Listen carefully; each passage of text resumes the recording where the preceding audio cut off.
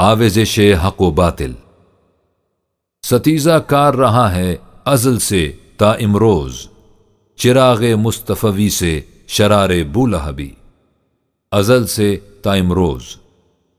قرآن کریم میں ہے کہ ابلیس کی نمود تخلیق آدم کے ساتھ ہی ہوئی ہے اور اسے قیامت تک کے لیے مہلت بھی دے دی گئی ہے۔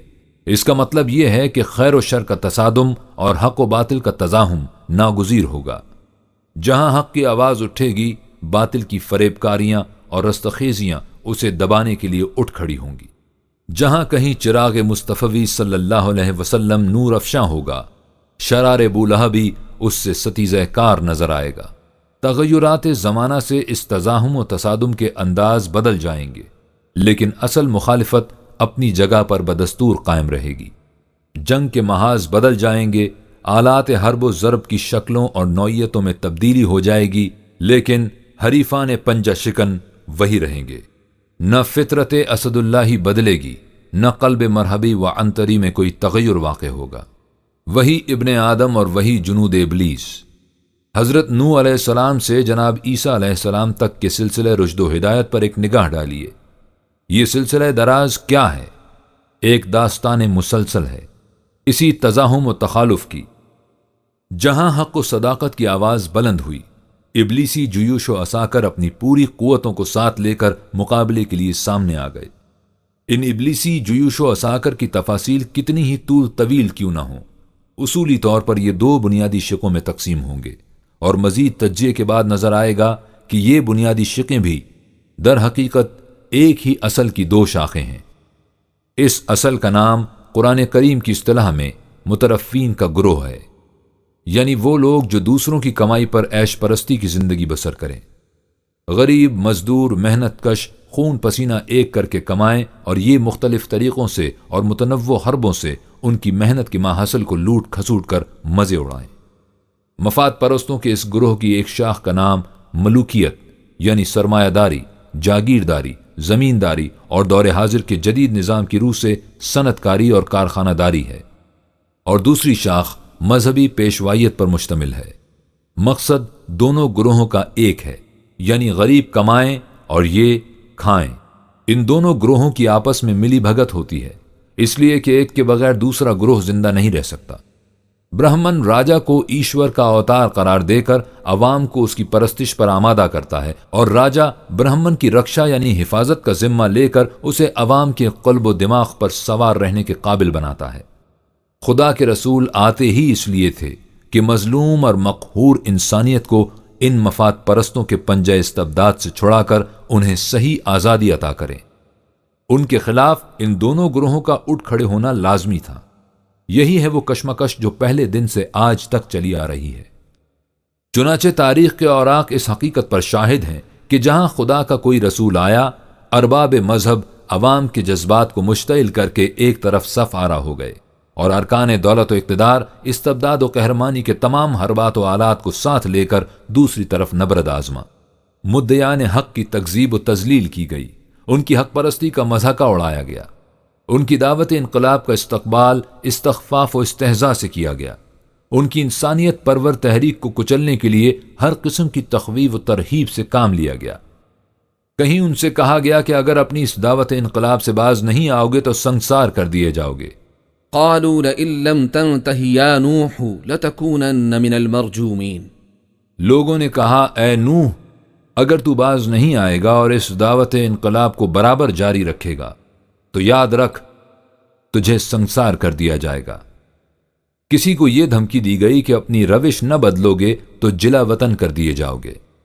قالوا لئن لم تنتہ یا لوط لتکونن من المخرجین۔ لوگوں نے کہا اے لوط، اگر تو باز نہیں آئے گا اور اپنی اس دعوت کو بند نہیں کرے گا تو یاد رکھ تجھے شہر بدر کر دیا جائے گا۔ کہیں قسمیں اٹھا اٹھا کر فیصلے کیے گئے کہ اس جماعت کے تمام افراد کو بیک وقت موت کے گھاٹ اتار دیا جائے تاکہ یہ ہر روز کی خلفشار ختم ہو۔ قالوا تقاسموا باللہ لنبیتنہ وأہلہ ثم لنقولن لولیہ ما شہدنا مہلک اہلہ وإنا لصادقون۔ ان 9 آدمیوں نے کہا ایک دوسرے کے سامنے خدا کے نام پر حلف اٹھاؤ کہ ہم اچانک صالح اور اس کے ساتھیوں کو رات کے وقت فنا کے گھاٹ اتار دیں گے، اور پھر اس کے ورثا سے کہہ دیں گے کہ ہم نے ان لوگوں کو نہیں دیکھا جنہوں نے ان کے خاندان کو تباہ و ہلاک کر دیا ہے، اور یقیناً ہم اپنے اس بیان میں سچے ہیں۔ کہیں یہ دھمکی دی گئی کہ اگر اس انداز کو نہیں بدلو گے تو زندہ آگ میں جھونک دیے جاؤ گے۔ فما كان جواب قومه إلا أن قالوا اقتلوه أو حرقوه فأنجاه الله من النار إن في ذلك لآيات لقوم يؤمنون۔ تو ابراہیم کی قوم کا اس کے سوا کوئی جواب نہیں تھا کہ وہ کہنے لگے یہ یوں باز نہیں آئے گا، اسے قتل کر ڈالو یا آگ میں جلا دو۔ کہیں سرکشی و تمرد کی تمام قوتیں مجتمع ہو گئیں کہ اس انقلابی تحریک کے بانی کا خاتمہ کر دیا جائے جو پکار کر کہتا ہے کہ سامان ربوبیت صرف خدا کے ہاتھ میں رہنا چاہیے، انسانوں کے اقتدار میں نہیں۔ وقال رجل مؤمن من آل فرعون يكتم إيمانه أتقتلون رجلا أن يقول ربي الله۔ خاندان فرعون میں سے ایک مرد مومن نے کہا جو اپنے ایمان کو چھپائے ہوئے تھا، کیا تم ایسے آدمی کو قتل کرتے ہو جو صرف یہ کہتا ہے کہ میرا پروردگار خدا ہے اور اس کے علاوہ اس کا کوئی اور جرم نہیں؟ قصہ بنی اسرائیل میں ہے کہ جب ساحرین دربار فرعون نے حضرت موسیٰ علیہ السلام کی طرف سے پیش کردہ صداقت کو بے نقاب دیکھ لیا تو انہوں نے اس کا اعتراف کر لیا اور رب موسیٰ پر ایمان لے آئے۔ اس پر فرعون کی قہرمانیت پورے جوش میں آ گئی اور اس نے گرج کر کہا کہ قال آمنتم له قبل أن آذن لكم إنه لكبيركم الذي علمكم السحر فلأقطعن أيديكم وأرجلكم من خلاف ولأصلبنكم في جذوع النخل وَلَتَعْلَمُنَّ أَيُّنَا أَشَدُّ عَذَابًا وَأَبْقَى۔ فرعون نے کہا تم میری اجازت کے بغیر موسیٰ پر ایمان لے آئے، ضرور یہ تمہارا سردار ہے جس نے تمہیں باطل سکھایا ہے۔ اچھا دیکھو میں کیا کرتا ہوں، میں تمہارے ہاتھ پاؤں الٹے سیدھے کٹواؤں گا یا ہتکڑیاں بیڑیاں پہناؤں گا اور کھجور کے تنوں پر سولی دوں گا، پھر تمہیں پتا چلے گا کہ ہم دونوں میں کون سخت عذاب دینے والا ہے اور کس کا عذاب دیر پا ہے۔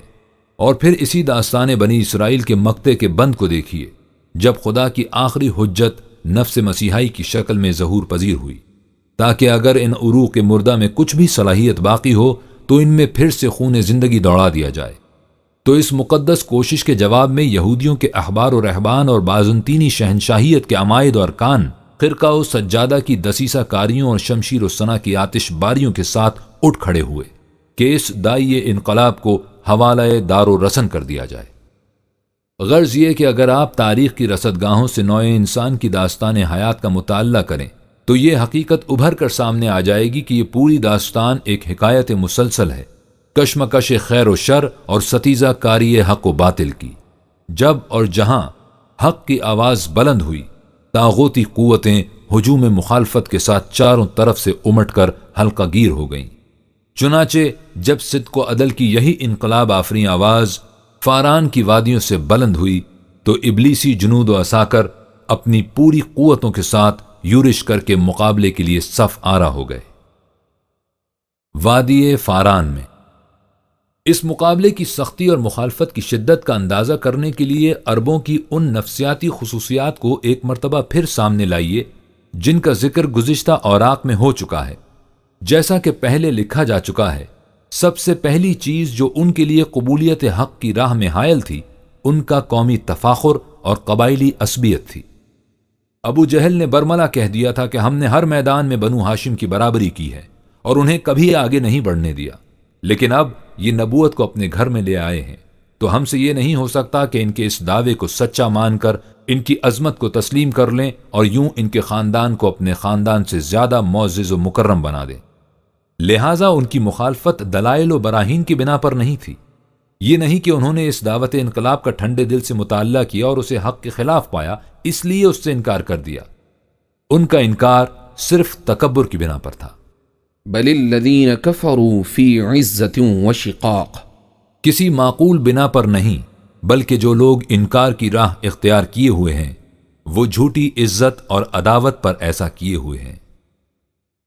وجوہات مخالفت، وہ کہتے تھے کہ اس شرف و مجد کے لیے یہی انسان کیوں منتخب ہوا ہے؟ ما يود الذين كفروا من أهل الكتاب ولا المشركين أن ينزل عليكم من خير من ربكم. اہل کتاب میں سے جن لوگوں نے کفر کی راہ اختیار کی ہے وہ اور مشرکین مکہ دونوں نہیں چاہتے کہ تمہارے پروردگار کی طرف سے تم پر خیر و برکت یعنی وحی الہی نازل ہو. ان کا اعتراض یہ تھا کہ خدا اس سے باتیں کرتا ہے، ہم سے کیوں نہیں کرتا؟ وقال الذين لا يعلمون لولا يكلمنا الله أو تأتينا آية. اور جو لوگ حقیقت کا علم نہیں رکھتے یعنی مشرکین عرب کہتے ہیں اگر یہ تعلیم خدا کی طرف سے ہے تو کیوں ایسا نہیں ہوتا کہ خدا ہم سے براہ راست بات چیت کرے یا اپنی کوئی عجیب و غریب نشانی بھیج دے. وہ نہایت تکبر اور غرور اور نفرت و حقارت سے کہتے کہ اس پر فرشتے نازل ہوتے ہیں، ہم پر کیوں نہیں ہوتے؟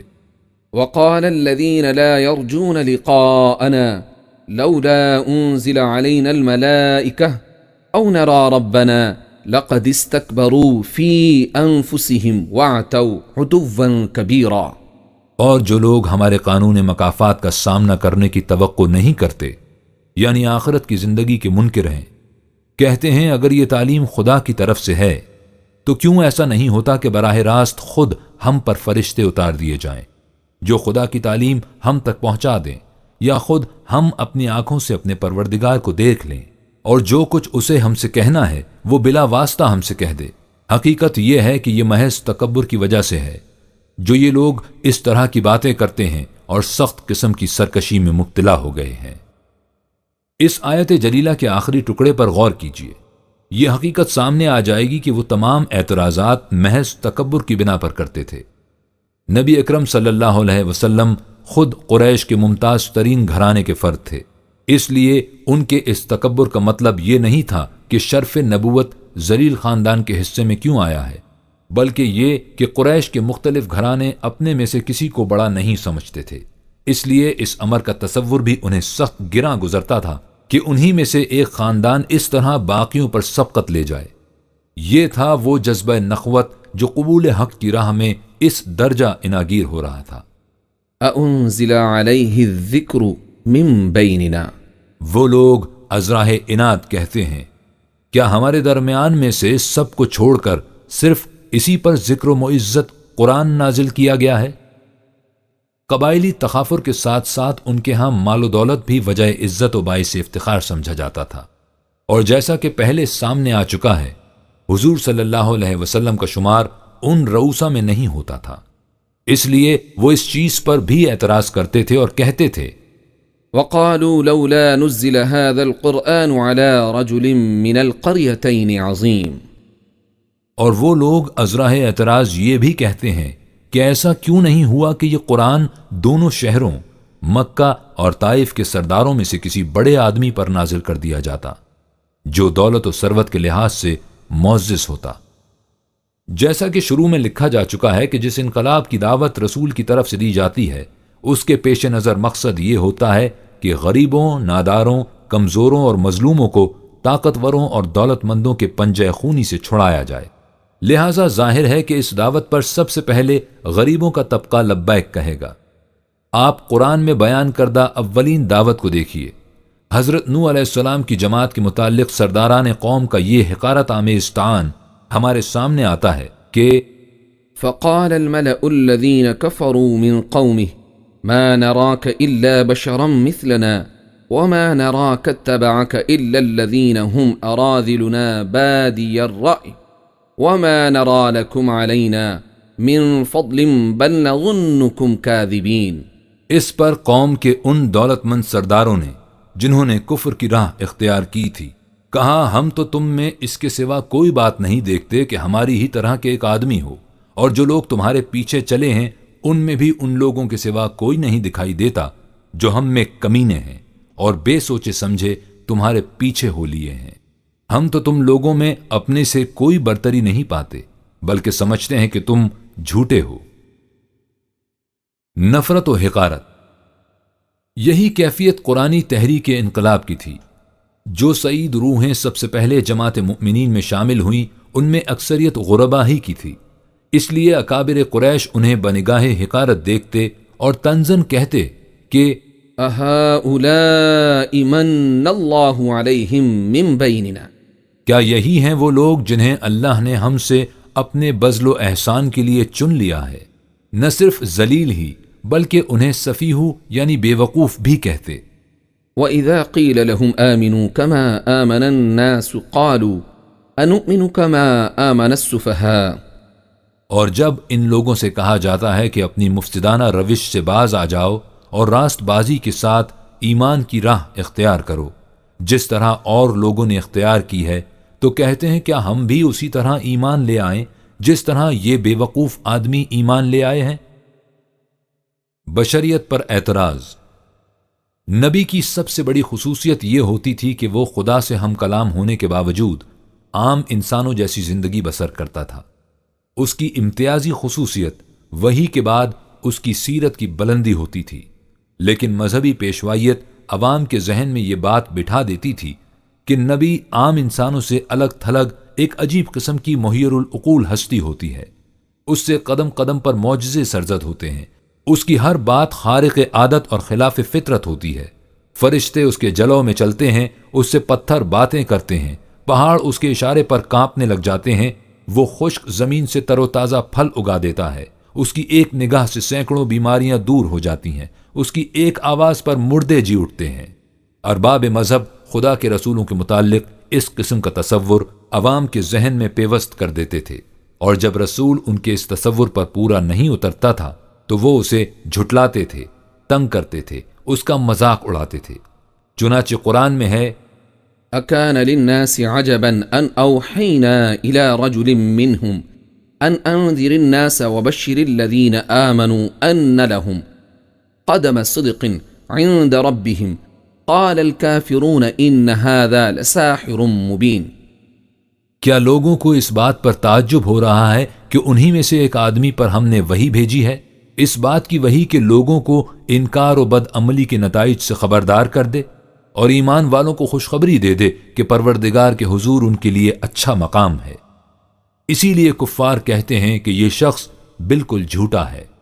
دوسری جگہ ہے وعجبوا أن جاءهم منذر منهم وقال الكافرون هذا ساحر كذاب، اور لوگوں کو اس بات پر اچنبھا ہو رہا ہے کہ ان کے پاس انکار و بدعملی کے نتائج سے آگاہ کرنے والا رسول انہی میں سے کیسے آ گیا، اور اس بنا پر منکرین دعوت کہتے ہیں کہ یہ شخص اپنے دعوے میں جھوٹا ہے۔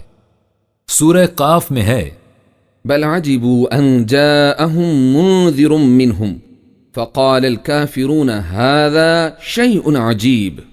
یہ لوگ کسی دلیل و برہان سے انکار نہیں کر رہے، بلکہ انہیں اس بات پر اچنبھا ہو رہا ہے کہ انکار و بدعملی کے نتائج سے آگاہ کرنے والا یعنی رسول انہی میں سے کیسے آ گیا۔ چنانچہ منکرین دعوت کہتے ہیں کہ یہ تو عجیب سی بات ہے جو ہماری سمجھ میں نہیں آتی۔ اسی کہنہ اعتراض کی صدائے بازگشت کہ رسول مافوق البشر ہونا چاہیے۔ وما منع الناس أن يؤمنوا إذ جاءهم الهدى إلا أن قالوا أبعث الله بشرا رسولا۔ اور حقیقت یہ ہے کہ جب کبھی اللہ کی ہدایت دنیا میں ظاہر ہوئی تو اس بات نے لوگوں کو ایمان لانے سے روکا کہ متعجب ہو کر کہنے لگے کیا اللہ نے ہماری طرح کا ایک آدمی پیغمبر بنا کر بھیج دیا ہے۔ مخالفین کے سرغنے خفیہ سازشوں میں اسی اعتراض کو پیش کر کے عوام کو فریب میں مبتلا رکھنے کی کوشش کرتے تھے۔ وَأَسَرُّ النَّجْوَ الَّذِينَ ظَلَمُوا هَلْ هَذَا إِلَّا بَشَرٌ مِثْلُكُمْ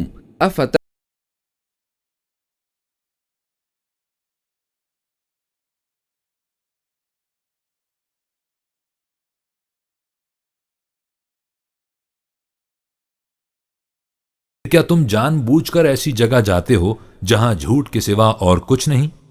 یہ کیسا رسول ہے جو ہماری طرح کھاتا پیتا ہے اور بازاروں میں چلتا پھرتا ہے؟ رسول کو تو خدا کا اوتار اور الوہیت کا مظہر ہونا چاہیے۔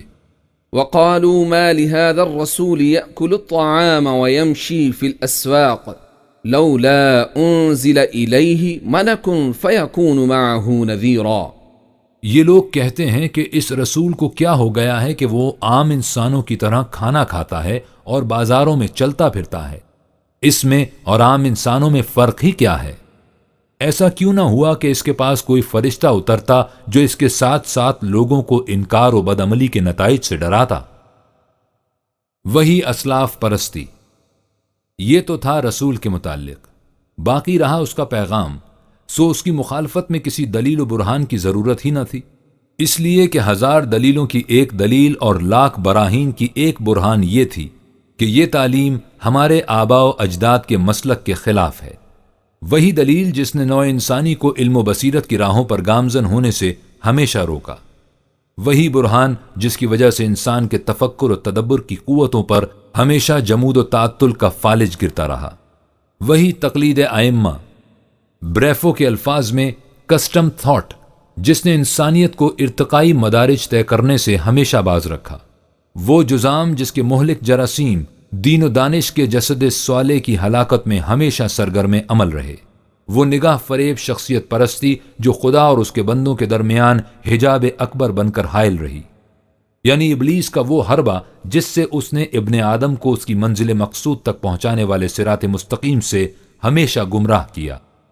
قرآن علم و بصیرت اور عقل و دانش کی دعوت تھی، لیکن مذہبی پیشوائیت کے نزدیک آنکھیں بند کر کے اسلاف کے نقوش قدم پر چلتے جانا ہی مسلک حق و صداقت تھا۔ وَإِذَا قِيلَ لَهُمُ اتَّبِعُوا مَا أَنزَلَ اللَّهُ قَالُوا بَلْ نَتَّبِعُ مَا أَلْفَيْنَا عَلَيْهِ آبَاءَنَا أَوَلَوْ كَانَ آبَاؤُهُمْ لَا يَعْقِلُونَ شَيْئًا وَلَا يَهْتَدُونَ۔ اور جب ان لوگوں سے کہا جاتا ہے کہ اللہ نے جو ہدایت نازل کی ہے اس کی پیروی کرو اور خدا کی دی ہوئی عقل و بصیرت سے کام لو، تو کہتے ہیں نہیں، ہم تو اسی طریقے پر چلیں گے جس پر ہم نے اپنے اسلاف کو چلتے دیکھا ہے۔ افسوس کہ ان کی بے دانشی و جہالت پر۔ کوئی ان سے پوچھے اگر تمہارے اسلاف عقل سے کورے اور ہدایت سے محروم رہے ہوں تو تم بھی عقل و ہدایت سے انکار کر دو گے؟ سورہ مائدہ میں ہے وَإِذَا قِيلَ لَهُمْ تَعَالَوْا إِلَى مَا أَنزَلَ اللَّهُ وَإِلَى الرَّسُولِ قَالُوا حَسْبُنَا مَا وَجَدْنَا عَلَيْهِ آبَاءَنَا أَوَلَوْ كَانَ آبَاؤُهُمْ لَا يَعْلَمُونَ شَيْئًا وَلَا يَهْتَدُونَ۔ اور جب ان سے کہا جاتا ہے کہ عقل و بصیرت کی اس بات کی طرف آؤ جو اللہ نے نازل کی ہے، نیز اللہ کے رسول کی طرف رجوع ہو، تو کہتے ہیں ہمارے لیے تو وہی طریقہ بس کرتا ہے جس پر ہم نے اپنے باپ دادا کو چلتے دیکھا ہے۔ ان سے پوچھو کہ اگر ان کے باپ دادا کچھ جانتے بوجھتے نہ ہوں اور راہ راست پر بھی نہ ہوں تو کیا وہ پھر بھی انہی کی اندھی تقلید کرتے رہیں گے؟ وہ اس کی ضرورت ہی نہیں سمجھتے تھے، اور مسلک تقلید میں اس کی ضرورت سمجھی ہی نہیں جاتی کہ جس ڈگر پر چلے جا رہے ہیں اس کے متعلق کبھی اتنا تو سوچ لیا جائے کہ یہ فلاح و سعادت کی جنت کی طرف لیے جا رہی ہے یا ہلاکت و بربادی کی جہنم کی طرف۔ وَإِذَا قِيلَ لَهُمُ اتَّبِعُوا مَا أَنزَلَ اللَّهُ قَالُوا بَلْ نَتَّبِعُ مَا وَجَدْنَا عَلَيْهِ آبَاءَنَا أَوَلَوْ كَانَ الشَّيْطَانُ يَدْعُوهُمْ إِلَى عَذَابِ السَّعِيرِ۔ جب ان سے کہا جاتا ہے کہ اس ہدایت کی پیروی کرو جو اللہ نے اپنے رسول پر نازل کی ہے، تو کہتے ہیں نہیں، ہم تو اس راہ کی پیروی کرتے رہیں گے جس پر ہم نے اپنے بڑے بوڑھوں کو چلتے ہوئے پایا ہے۔ ان سے پوچھو کہ اگر اس طرح شیطان انہیں جہنم کے عذاب کی طرف بلاتا رہے حتیٰ کہ وہ جہنم کے یقینی مستحق ہو جائیں تو کیا پھر بھی وہ اسی راہ پر چلتے رہیں گے؟ حقیقت یہ ہے کہ مذہبی پیشوائیت کا سارا مدار اسلاف کی پرستش پر ہے۔ وہ پہلے اسلاف کی عظمت لوگوں کے دل میں راسخ کر دیتے ہیں اور اس کے بعد اپنے آپ کو ان اسلاف کی عظمت کے محافظ اور ان کے مسلک کے نگہبان کی حیثیت سے پیش کر کے لوگوں سے اپنی پرستش کراتے ہیں۔ جس مسلک کی دعوت رسولوں کی طرف سے دی جاتی ہے اس میں ان مذہبی پیشواؤں کی مفاد پرستیوں پر براہ راست زد پڑتی تھی۔ وہ یہ تو کہہ نہیں سکتے تھے کہ ہم اس دعوت کی مخالفت اس لیے کرتے ہیں کہ اس سے ہماری روٹی چھنتی ہے، نہ ہی وہ علم و بصیرت کی بنا پر اس کی تردید کر سکتے تھے۔ وہ عوام کو یہ کہہ کر بھڑکاتے تھے کہ یہ شخص تمہیں تمہارے بزرگوں کے مذہب سے برگشتہ کرنا چاہتا ہے۔ ان کے ہاتھ میں یہ بڑا مؤثر حربہ تھا، حتیٰ کہ اگر ان کی کسی بدیہی غلط روی کی طرف ان کی توجہ دلائی جاتی اور ان سے کہا جاتا کہ اس قسم کی بات تعلیم خداوندی کی نہیں ہو سکتی، تو وہ یہ جواب دیتے کہ یہ بات ہمارے اسلاف سے اسی طرح چلی آ رہی ہے اور چونکہ ہمارے اسلاف تعلیم خداوندی کو ہم سے بہتر سمجھتے تھے، اس لیے خدا کا حکم اسی قسم کا ہوگا۔ سورہ آراف میں ہے، وَإِذَا فَعَلُوا فَاحِشَةً قَالُوا وَجَدْنَا عَلَيْهَا آبَاءَنَا وَاللَّهُ أَمَرَنَا بِهَا قُلْ إِنَّ اللَّهَ لَا يَأْمُرُ بِالْفَحْشَاءِ أَتَقُولُونَ عَلَى اللَّهِ مَا لَا تَعْلَمُونَ۔ اور یہ لوگ جب بے حیائی کی باتیں کرتے ہیں تو کہتے ہیں ہم نے اپنے بزرگوں کو ایسا ہی کرتے دیکھا ہے، اور چونکہ وہ ایسا کرتے رہے ہیں اس لیے خدا نے ایسا ہی کرنے کا ہمیں حکم دیا ہے۔ اے پیغمبر صلی اللہ علیہ وسلم، تم کہہ دو کہ خدا کبھی بے حیائی کی باتوں کا حکم نہیں دے گا کہ تم خدا کے نام پر ایسی بات کہنے کی جرت کرتے ہو جس کے لیے تمہارے پاس کوئی علم نہیں۔ اس سے آپ اندازہ لگا لیجئے کہ جن لوگوں کی حالت یہاں تک پہنچ چکی تھی، انہیں عقل و فکر کی بنا پر تعلیم خداوندی کی دعوت دینا کس قدر مشکل کام تھا۔ لیڈروں کے حربے۔ آپ تاریخ کے صفحات پر نگاہ ڈالیے یا اپنے گرد و پیش پر نظر دوڑائیے، آپ دیکھیں گے کہ سوسائٹی میں ایک طبقہ تو عوام یعنی ماسز کا ہوتا ہے اور دوسرا خواص یعنی لیڈروں کا۔ قوت عوام میں ہوتی ہے لیکن ان کی مہار خواص کے ہاتھوں میں۔ خواص کی ذہانت کی کامیابی کا معیار یہ ہے کہ عوام کو کس حد تک اپنے ہاتھوں میں رکھ سکتے ہیں، بس یہی خواص کی کاریگری اور ہوشیاری ہے۔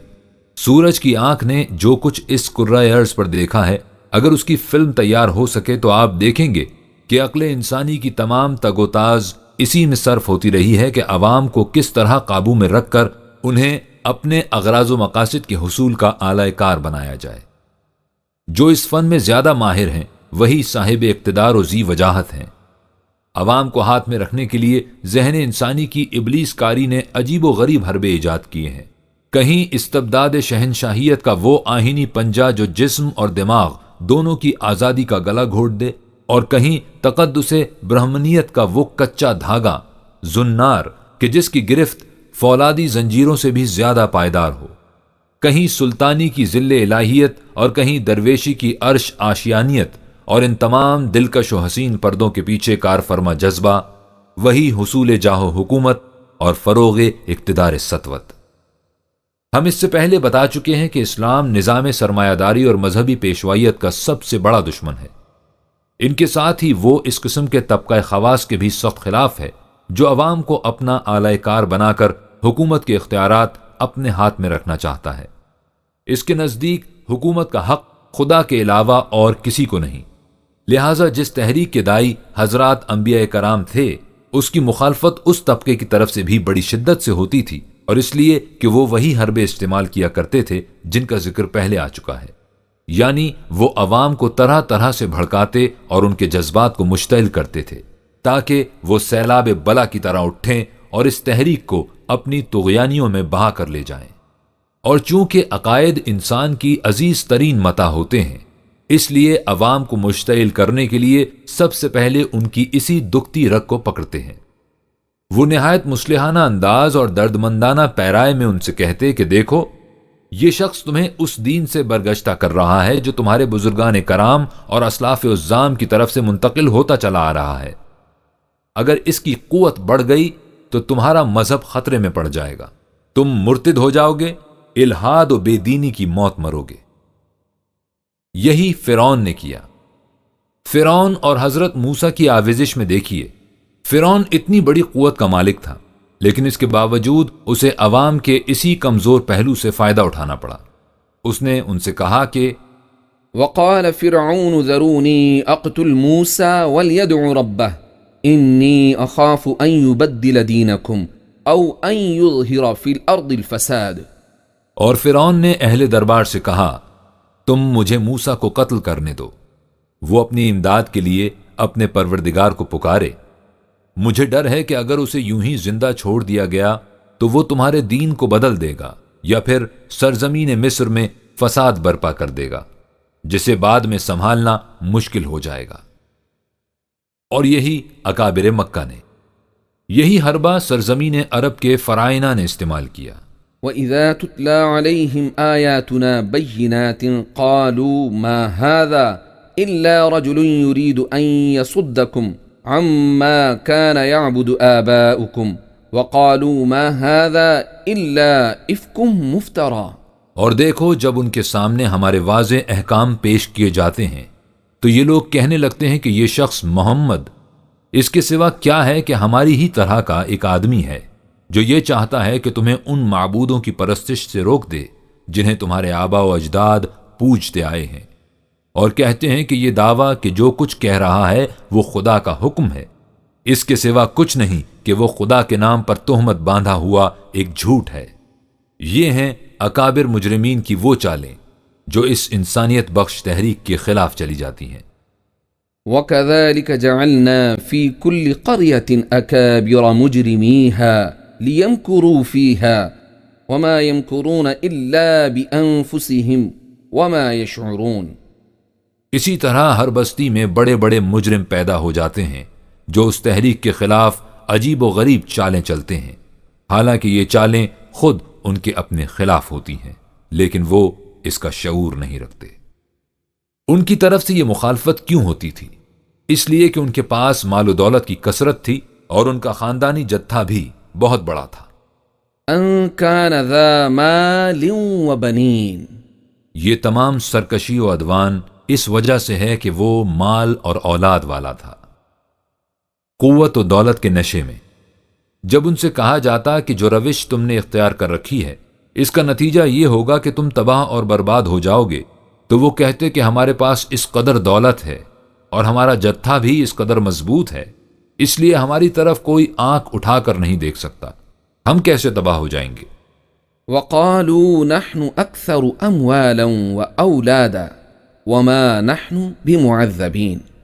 اور ان لوگوں نے یہ بھی کہا کہ ہمارے پاس بہت زیادہ مال و دولت اور کثیر تعداد اولادیں ہیں جن سے ہم اپنی مدافعت کر سکتے ہیں اور ہمیں کوئی نقصان نہیں پہنچا سکتا۔ مترفین کا گروہ، یہی ہے مترفین کا وہ گروہ جس کے متعلق پہلے لکھا جا چکا ہے۔ مترفین سہل انگار، تن آسان، عشرت پسند، دوسروں کی کمائی پر زندگی بسر کرنے والے، خواہ وہ عمرہ اور عوسا کا طبقہ ہو کہ جن کے قصر تعیش کی رنگینی کا سامان مزدور کے پسینے اور خون سے باہم پہنچتا ہے، اور خواہ ارباب مذہب و روحانیت کا حلقہ ہو جن کی مسند الوہیت کے پائے سادہ لوح عوام کے جذبات اطاعت کے کندھوں پر استوار ہوتے ہیں۔ یہی ہے وہ طبقہ جو اس انقلابی تحریک کی مخالفت اس شد و مت سے کرتا ہے۔ وما ارسلنا في قرية من نذير الا قال مترفوها انا بما ارسلتم به كافرون۔ اور دیکھو ہم نے کبھی کسی انسانی آبادی میں کوئی انکار و بدعملی کے نتائج سے خبردار کرنے والا رسول نہیں بھیجا، مگر ہمیشہ اس بستی کے مفاد پرست طبقے کی طرف سے یہی کہا گیا کہ جس دین کو تمہیں دے کر بھیجا گیا ہے ہم اسے ماننے والے نہیں ہیں۔ اور اس مخالفت میں دلیل وہی عوام فریبی کی پیش کرتا ہے۔ وَكَذَلِكَ مَا أَرْسَلْنَا مِن قَبْلِكَ فِي قَرْيَةٍ مِّن نَذِيرٍ إِلَّا قَالَ مُتْرَفُوهَا إِنَّا وَجَدْنَا آبَاءَنَا عَلَىٰ أُمَّةٍ وَإِنَّا عَلَىٰ آثَارِهِمْ مُقْتَدُونَ۔ اور اے پیغمبر، جس طرح آج اہل مکہ کے سردار تیری مخالفت میں سرگرم ہو رہے ہیں، اسی طرح تجھ سے پہلے بھی ہم نے کسی انسانی آبادی میں کوئی انکار و بدعملی کے نتائج سے خبردار کرنے والا رسول نہیں بھیجا، مگر ہمیشہ اس کے مفاد پرست طبقے نے یہی کہا کہ ہم اس نئے دین کو نہیں مانتے۔ ہم نے تو اپنے بڑے بوڑھوں کو ایک طریقے پر عمل کرتے پایا ہے اور یقیناً ہم انہی کے نقوش قدم کی پیروی کرنے والے ہیں۔ تقدیر کا بہانہ، اور اگر یہ گروہ کسی وقت اس طرح گھر جاتا کہ اسے کوئی اور راہ فرار نہیں سوچتی تو پھر تقدیر کا بہانہ سامنے لے آتا ہے۔ وقالوا لو شاء الرحمن ما عبدناهم ما لهم بذلك من علم انهم الا يخرصون۔ اور وہ کہتے ہیں کہ اگر خدائے رحمان چاہتا تو ہم ان معبودوں کی عبودیت، محکومیت و اطاعت اختیار ہی نہ کرتے، اس نے چاہا جبھی تو ہم نے ایسا کیا۔ انہیں اس بات کا کچھ بھی علم نہیں کہ خدا اس کا ذمہ دار نہیں، بلکہ ان کا اپنا ارادہ اور عمل اس کا ذمہ دار ہے۔ اس کے سوا کچھ بھی نہیں ہے کہ وہ لوگ قیاسی گھوڑے دوڑا رہے ہیں۔ تکذیب، مارکہ حق و باطل میں طاغوتی قوتوں کی مخالفت کی تفاصیل کس قدر طول طویل کیوں نہ ہوں، اس کی اساس و بنیاد اسی نقطے پر ہوتی ہے کہ وہ اس صدائے حق کی تکذیب کرتے ہیں، اس لیے کہ اگر وہ تسلیم کر لیں کہ ہم اس دعوت انقلاب کو سچائی پر مبنی سمجھتے ہیں تو پھر اس سے انکار کی کوئی وجہ ان کے پاس باقی نہیں رہتی۔ لہٰذا اگر وہ دل سے اس تحریک کی صداقت کے قائل بھی ہوں تو بھی اعلانیہ اس کی تکذیب کرتے جائیں گے، اس لیے کہ عملی طور پر سچائی کتنی ہی کامیاب بلکہ بعض اوقات نایاب کیوں نہ ہو جائے، اس کی گرفت ایسی محکم اور عالمگیر ہے کہ ایسی مثال آپ کو شاید کہیں نظر آئے کہ کوئی شخص دھڑلے سے یہ کہے کہ ہاں میں اس بات کو بالکل سچا سمجھتا ہوں لیکن اس کے باوجود اس کی مخالفت کرتا ہوں۔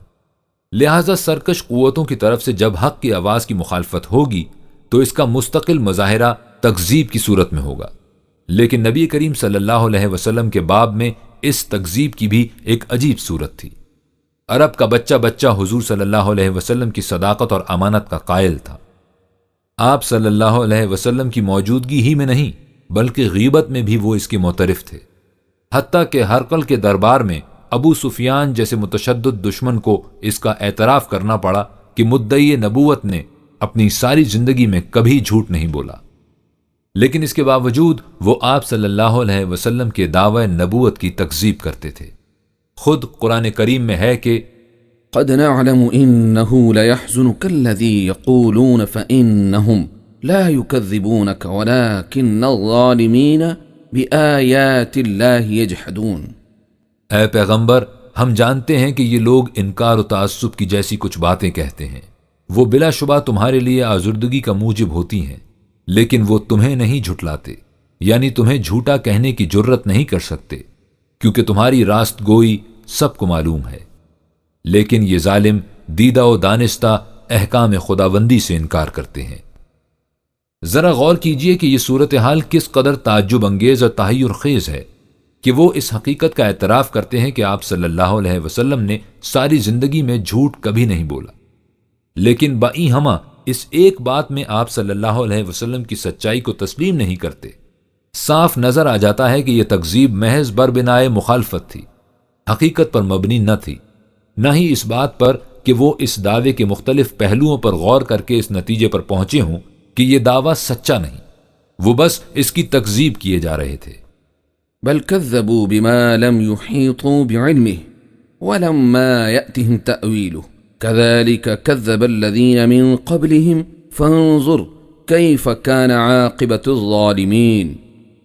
نہیں، یہ بات نہیں ہے، اصل بات یہ ہے کہ جس بات پر وہ اپنے علم سے احاطہ نہ کر سکے اور جس بات کا نتیجہ ابھی پیش نہیں آیا اس کے جھٹلانے پر آمادہ ہو گئے، ٹھیک اسی طرح ان لوگوں نے بھی جھٹلایا تھا جو ان سے پہلے گزر چکے ہیں، سو تم دیکھنا کہ ان کی اس روش کا انجام کیا ہوتا ہے۔ حالانکہ اگر وہ ذرا غور و فکر سے کام لیتے تو یہ حقیقت ان پر واشگاف ہو جاتی کہ جس شخص نے زندگی کے کسی دوسرے معاملے میں کبھی جھوٹ نہیں بولا، اس کا یہ دعویٰ بھی سچائی پر مبنی ہوگا کہ وہ جو کہتا ہے خدا کا پیغام ہے۔ وَكَذَّبَ بِهِ قَوْمُكَ وَهُوَ الْحَقِّ قُلْ لَسْتُ عَلَيْكُمْ بِوَكِيلٍ۔ اور اے پیغمبر، تیری قوم نے اسے جھٹلایا ہے حالانکہ وہ حق ہے، تم ان سے کہہ دو اگر تم جھٹلاتے ہو تو جھٹلاؤ، میں تم پر کچھ نگہبان نہیں ہوں کہ تمہیں قبول حق پر مجبور کر دوں، اس کا نتیجہ خود تمہارے سامنے آ جائے گا۔ افطرا کا الزام، لیکن وہ برابر پروپیگنڈا کیے جاتے تھے کہ یہ افسانہ ترازی ہے، یہ معاذ اللہ خود ہی کچھ فقرے وضع کر لیتا ہے یا کسی اور سے لکھوا لیتا ہے اور انہیں پھر اللہ کی طرف منسوب کر دیتا ہے۔ وقال الذين كفروا إن هذا إلا إفك افتراه وأعانه عليه قوم آخرون فقد جاءوه ظلما وزورا۔ اور دیکھو جو لوگ دعوت حق سے انکار کی راہ اختیار کیے ہوئے ہیں وہ کہتے ہیں کہ یہ قرآن اس کے سوا کیا ہے کہ ایک جھوٹ ہے جسے محمد نے گھڑ لیا ہے، اور اس سلسلے میں کچھ دوسرے لوگ بھی اس کی مدد کرتے ہیں۔ حقیقت یہ ہے کہ اس قسم کی باتیں بنا کر وہ ایک بہت بڑے ظلم اور جھوٹ کے مرتکب ہوتے ہیں۔ وہ کہتے کہ یہ باتیں اسے کوئی اور سکھا جاتا ہے۔ ثم تولوا عنه وقالوا معلم مجنون۔ وہ ہمارے رسول سے منہ موڑ کر آراز کر کے چلتے بنے، یہ کہتے ہوئے کہ یہ تو سکھایا پڑھایا ہوا پاگل ہے۔ کبھی کہتے کہ اس قرآن میں ہے ہی کیا، بس اگلے لوگوں کے قصے کہانیاں ہیں. اذا تتلى عليه آیاتنا قال اساطیر الاولین، جب اس کے سامنے ہمارے احکام پیش کیے جاتے ہیں تو یہ کہتا ہے کہ اس میں رکھا ہی کیا ہے، یہ تو بس پچھلے لوگوں کے قصے کہانیاں ہیں. اسے معاذ اللہ یہ کہانیاں کہیں سے مل گئی ہیں، انہیں ہمارے سامنے دہراتا رہتا ہے. وقالوا اساطیر الاولین اکتتبها فهي تملى عليه بکرة واصیلا، وہ یہ بھی کہتے ہیں کہ یہ تو پچھلے لوگوں کے قصے کہانیاں ہیں جنہیں لوگ آ کر اس سے بیان کرتے ہیں اور یہ انہیں لکھ لیتا ہے، پھر وہی باتیں اس کے ہاں صبح و شام کاتبوں کو لکھوائی جاتی ہیں. باقی رہے اس کے دوسرے مضامین، سو وہ بجز ای نیست کہ خوابوں کی باتیں اور واہمہ کے افسانے ہیں. بل قالوا اضغاث احلام بل افتراه بل هو شاعر، اتنا ہی نہیں بلکہ انہوں نے کہا کہ یہ محض خواب و خیال کی باتیں ہیں، بلکہ من گھڑت دعویٰ ہے، نہیں بلکہ یہ شاعر ہے. ساحر و کذاب، اس کی ہر بات جھوٹ ہے. ولما جاءهم الحق قالوا هذا سحر وإنا به كافرون، اور دیکھو جب حق قرآنی ہدایت ان کے پاس آ گیا تو وہ کہنے لگے کہ یہ تو جھوٹ ہے اور اس میں کوئی شبہ نہیں کہ ہم اس سے انکار کرنے والے ہیں. اس لیے یہ پناہ بخدا ساحر و کذاب ہے. وعجبوا ان جاءهم منذر منهم وقال الكافرون هذا ساحر كذاب، اور دیکھو انہیں اس بات پر اچھمبا ہو رہا ہے کہ ان کے پاس انکار و بدعملی کے نتائج سے آگاہ کرنے والا یعنی رسول انہی میں سے کیسے آ گیا، اور ان منکرین نے یہاں تک کہہ دیا کہ یہ پیغمبر تو جھوٹا، بہت بڑا جھوٹا ہے. قرآن کو مت سنو. وہ زبان سے یہ کچھ کہتے تھے لیکن دل میں خوب سمجھتے تھے کہ اس پیغام حق و صداقت کا اثر کس قدر گہرا اور دل نشین ہے، یہ کتنی جلدی دل کی گہرائیوں تک اتر جاتا ہے. جس کے کان میں اس کی آواز پڑتی ہے وہ کس قدر والہانہ انداز سے اس کا گرویدہ ہو جاتا ہے. وہ اسے سحر یعنی جھوٹ کہتے، لیکن اس کے ساتھ ہی یہ بھی خوب جانتے تھے کہ اس کا اثر بڑا سحر آفریں ہے، اس لیے کہ وہ اس خطرے کی روک تھام کے لیے ایسا اہتمام کرتے کہ کوئی اسے سننے ہی نہ پائے. اس کے لیے وہ کہتے کہ جہاں قرآن کی تلقین ہو رہی ہو اتنا شور مچاؤ، ایسا ہنگامہ برپا کرو کہ کوئی اسے سن ہی نہ سکے. وقال الذين كفروا لا تسمعوا لهذا القرآن والغوا فيه لعلكم تغلبون، اور دیکھو جو لوگ قبول حق سے انکار کر چکے ہیں انہوں نے کہا اس قرآن کو نہ خود سنو نہ دوسروں کو سننے دو، جہاں اس کی تعلیم ہو رہی ہو وہاں شور مچاؤ، شاید تم اس طرح غالب آ سکو. اور اگر کہیں ایسا اتفاق ہو جائے کہ سنے بغیر چارہ نہ ہو تو بالکل بے توجہی سے سنو. ومنهم من يستمع إليك حتى إذا خرجوا من عندك قالوا للذين أوتوا العلم ماذا قال آنفا، اور اے پیغمبر ان منکرین حق میں ایسے لوگ بھی ہیں جو بظاہر ایسا معلوم ہوتا ہے کہ تیری طرف کان لگائے ہوئے ہیں مگر ان کے دل کہیں اور ہوتے ہیں، وہ تیری باتوں کو توجہ سے نہیں سنتے. حتیٰ کہ جب وہ تیرے پاس سے نکلتے ہیں تو ان لوگوں سے جنہیں اس کی تعلیم کا علم دیا گیا ہے یعنی مؤمنین سے پوچھتے ہیں کہ اس پیغمبر نے ابھی ابھی کیا کہا تھا. ولید کا واقعہ. اس کے علاوہ وہ اپنے معتمد علیہ سرغنوں کو سازشاً بھی محفل نبوی میں بھیج دیا کرتے تھے کہ وہ آ کر لوگوں میں پروپیگنڈا کریں کہ ہم نے قرآن کو خود سنا ہے، اس میں جھوٹ کے سوا رکھا ہی کیا ہے. اسی قسم کا واقعہ سورہ مدثر میں مذکور ہے. سرداران قریش میں سے ایک شخص، تاریخ جس کا نام ولید بن مغیرہ بتاتی ہے، کثرت مال اور اولاد کی بنا پر بے حد مغرور و متکبر تھا. یہ مترفین کا نمائندہ تھا. وجعلت له مالا ممدودا وبنین شہودا، اور ہم نے اسے فراواں دولت اور کثیر تعداد بیٹے دیے تھے جو گھر پر بیٹھے ہمیشہ سازشیں کرتے رہتے تھے اور آیات خداوندی کا بدترین دشمن. ومهدت له تمهیدا ثم يطمع ان ازید كلا انه كان لآیاتنا عنیدا سأرهقه صعودا، اور ہم نے معاملات دنیاوی کو اس کے لیے خوب اچھی طرح سے درست کر دیا۔ پھر اس کے بعد بھی اس کو یہ حرص ہوتی ہے کہ ہم کچھ اور زیادہ دیں۔ ہرگز نہیں، اب مہلت کا وقفہ ختم ہو گیا۔ حقیقت یہ ہے کہ یہ ہمارے احکام سے بلا وجہ عناد رکھتا ہے۔ اب ہم اسے رسوا کن عذاب دیں گے جو اس پر مسلط ہو جائے گا۔ وہ ایک روز اسی طرح بزم رسالت میں پہنچا، دل میں بغض و عناد کی سینکڑوں قدورتیں لیے اور دماغ میں مخالفت و مخاصمت کے ہزاروں منصوبے باندھے۔ کمر پر ہاتھ رکھ کر کچھ آگے کو جھکا، قرآن کی آیات کو سنا۔ ان میں تو بقول کفار جادو تھا۔ کچھ سوچا، انہو فکر، حقیقت یہ ہے کہ اس نے کچھ سوچا اور دل میں کہا کہ یہ تو شاعروں اور کاہنوں کی باتیں معلوم نہیں ہوتی۔ پھر جس مہم کے لیے آیا تھا اس کا اور اس بات کا کہ اگر میں نے اس دعوت کی صداقت کو تسلیم کر لیا تو میرا مستقبل کیا ہوگا، اندازہ کیا وقدر، اور کچھ اندازہ کیا، اور اس کی بدبختی کہ اندازہ بہت غلط کیا۔ فقتل کیف قدر، اس کی بدبختی کہ اس نے کیسا غلط اندازہ کیا، ایسا غلط کہ اس میں اس کی تباہی اور بربادی کا جہنم چھپا ہوا تھا۔ یعنی اس نے اندازہ لگایا کہ اگر میں نے اس دعوت کی صداقت کو تسلیم کر لیا تو ذاتی ریاست و وجاہت اور قبائلی سیادت و امارت سب کچھ چلا جائے گا، لیکن اس نے یہ نہ سوچا کہ اس کے بدلے میں جو کچھ ملے گا وہ کس قدر گراں بہا اور حیات آور ہے۔ ثم قتل کیف قدر، پھر اس کی بدبختی کہ اس نے کیسا غلط اندازہ کیا۔ اس طرح اس کا سینہ کشمکش حق و باطل کی آماجگاہ بن رہا تھا۔ ایمان مجھے روکے ہے تو کھینچے ہے مجھے کفر۔ اس نے ایک بار پھر دیکھا اور غور کیا۔ ثم نظر، اس کے بعد اس نے پھر دیکھا اور غور کیا، لیکن بالآخر ہوے سے جا پرستی قبولیت حق پر غالب آ گئی۔ اس کے سینے کا تلاطم اس کے ماتھے کی شکنوں کی صورت میں ابھر کر باہر آ گیا۔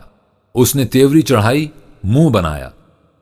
ثم عبس وبسر، اس کے بعد اس نے تیوری چڑھائی اور منہ بسورا، پیٹھ پھیری۔ ثم ادبر، پھر پشت پھیری یعنی لوٹ گیا اور متکبرانہ انداز میں واپس آ گیا واستکبر، اور غرور کیا۔ خلوت کی محفلوں میں تو اقرار کیا کہ این کتابیں نیست چیزیں دیگر است، لیکن باہر مجموع میں یہی اعلان کرتا رہا کہ فقال ان هذا الا سحر يؤثر ان هذا الا قول البشر، پھر اس نے کہا کہ یہ اس کے سوا کچھ بھی نہیں کہ ایک جھوٹ ہے جو دوسروں سے سن کر نقل کر دیا جاتا ہے، یہ کچھ بھی نہیں، صرف انسانی کلام ہے اور بس۔ استہزاء، لیکن تکذیب و تنقیص کے ان حربوں سے کہیں زیادہ دور رس اور تکلیف دہ وہ حربہ ہے جو مخالفین کی طرف سے استہزاء کی شکل میں استعمال ہوتا ہے۔ آپ سے ایک شخص کسی معاملے میں اختلاف رکھتا ہے، آپ اسے دلائل و براہین سے سمجھانے کی کوشش کرتے ہیں، لیکن وہ بجائے اس کے کہ آپ کے دلائل کے مقابلے میں دلائل پیش کرے، آپ کا مضحکہ اڑاتا ہے، آپ کی ہر بات کو ہنسی میں اڑا دیتا ہے، مزاح کرتا ہے، گلی محلے کے لڑکے پیچھے لگا دیتا ہے کہ وہ آپ کا تمسخر اڑائیں۔ کہیے کہ اس حربے کا آپ کیا جواب دیں گے، اور اس اسلوب مخالفت سے آپ کس قدر کبیدہ خاطر اور اندوگینہ ہوں گے۔ حقیقت یہ ہے کہ اگر آپ کا یہ مخالف شمشیر بکف آپ کے سامنے آ جائے تو بھی آپ کو کبھی اتنی تکلیف نہ ہو جتنی اس کے اس انداز مخالفت سے ہوتی ہے۔ سنان زبان کی جراحت یقیناً نوک شمشیر کے زخم سے کہیں زیادہ کرب انگیز اور صبر آزما ہوتی ہے۔ تکذیب و تنقیص کے ساتھ مخالفین عرب تضحیک و استہزاء کے ان روح فرسا حربوں پر بھی اتر آئے۔ وَإِذَا رَآكَ الَّذِينَ كَفَرُوا إِن يَتَّخِذُونَكَ إِلَّا هُزُوًا أَهَذَا الَّذِي يَذْكُرُ آلِهَتَكُمْ، اور اے پیغمبر جب تجھے وہ لوگ دیکھتے ہیں جنہوں نے انکار حق کی راہ اختیار کی ہے تو انہیں اور تو کچھ سوچتا نہیں، بس تجھے اپنی ہنسی ٹھٹے کی بات بنا لیتے ہیں اور کہتے ہیں کیا یہی وہ آدمی ہے جو ہمارے معبودوں کے متعلق طرح طرح کی باتیں کرتا رہتا ہے۔ سورہ فرقان میں ہے وَإِذَا رَأَوْكَ إِن يَتَّخِذُونَكَ إِلَّا هُزُوًا أَهَذَا الَّذِي بَعَثَ اللَّهُ رَسُولًا، اور اے پیغمبر جب تجھے یہ لوگ دیکھتے ہیں تو انہیں اور تو کچھ سوچتا نہیں، بس تجھے اپنی ہنسی ٹھٹے کی بات بنا لیتے ہیں اور کہتے ہیں کیا یہ وہی آدمی ہے جسے اللہ نے رسول بنا کر بھیجا ہے؟ اس قسم کی متعدد آیات قرآن کریم میں موجود ہیں۔ یہ اس قسم کی باتیں کرنے والے کون تھے؟ وہی گروہ مترفین جس کا ذکر پہلے ہو چکا ہے۔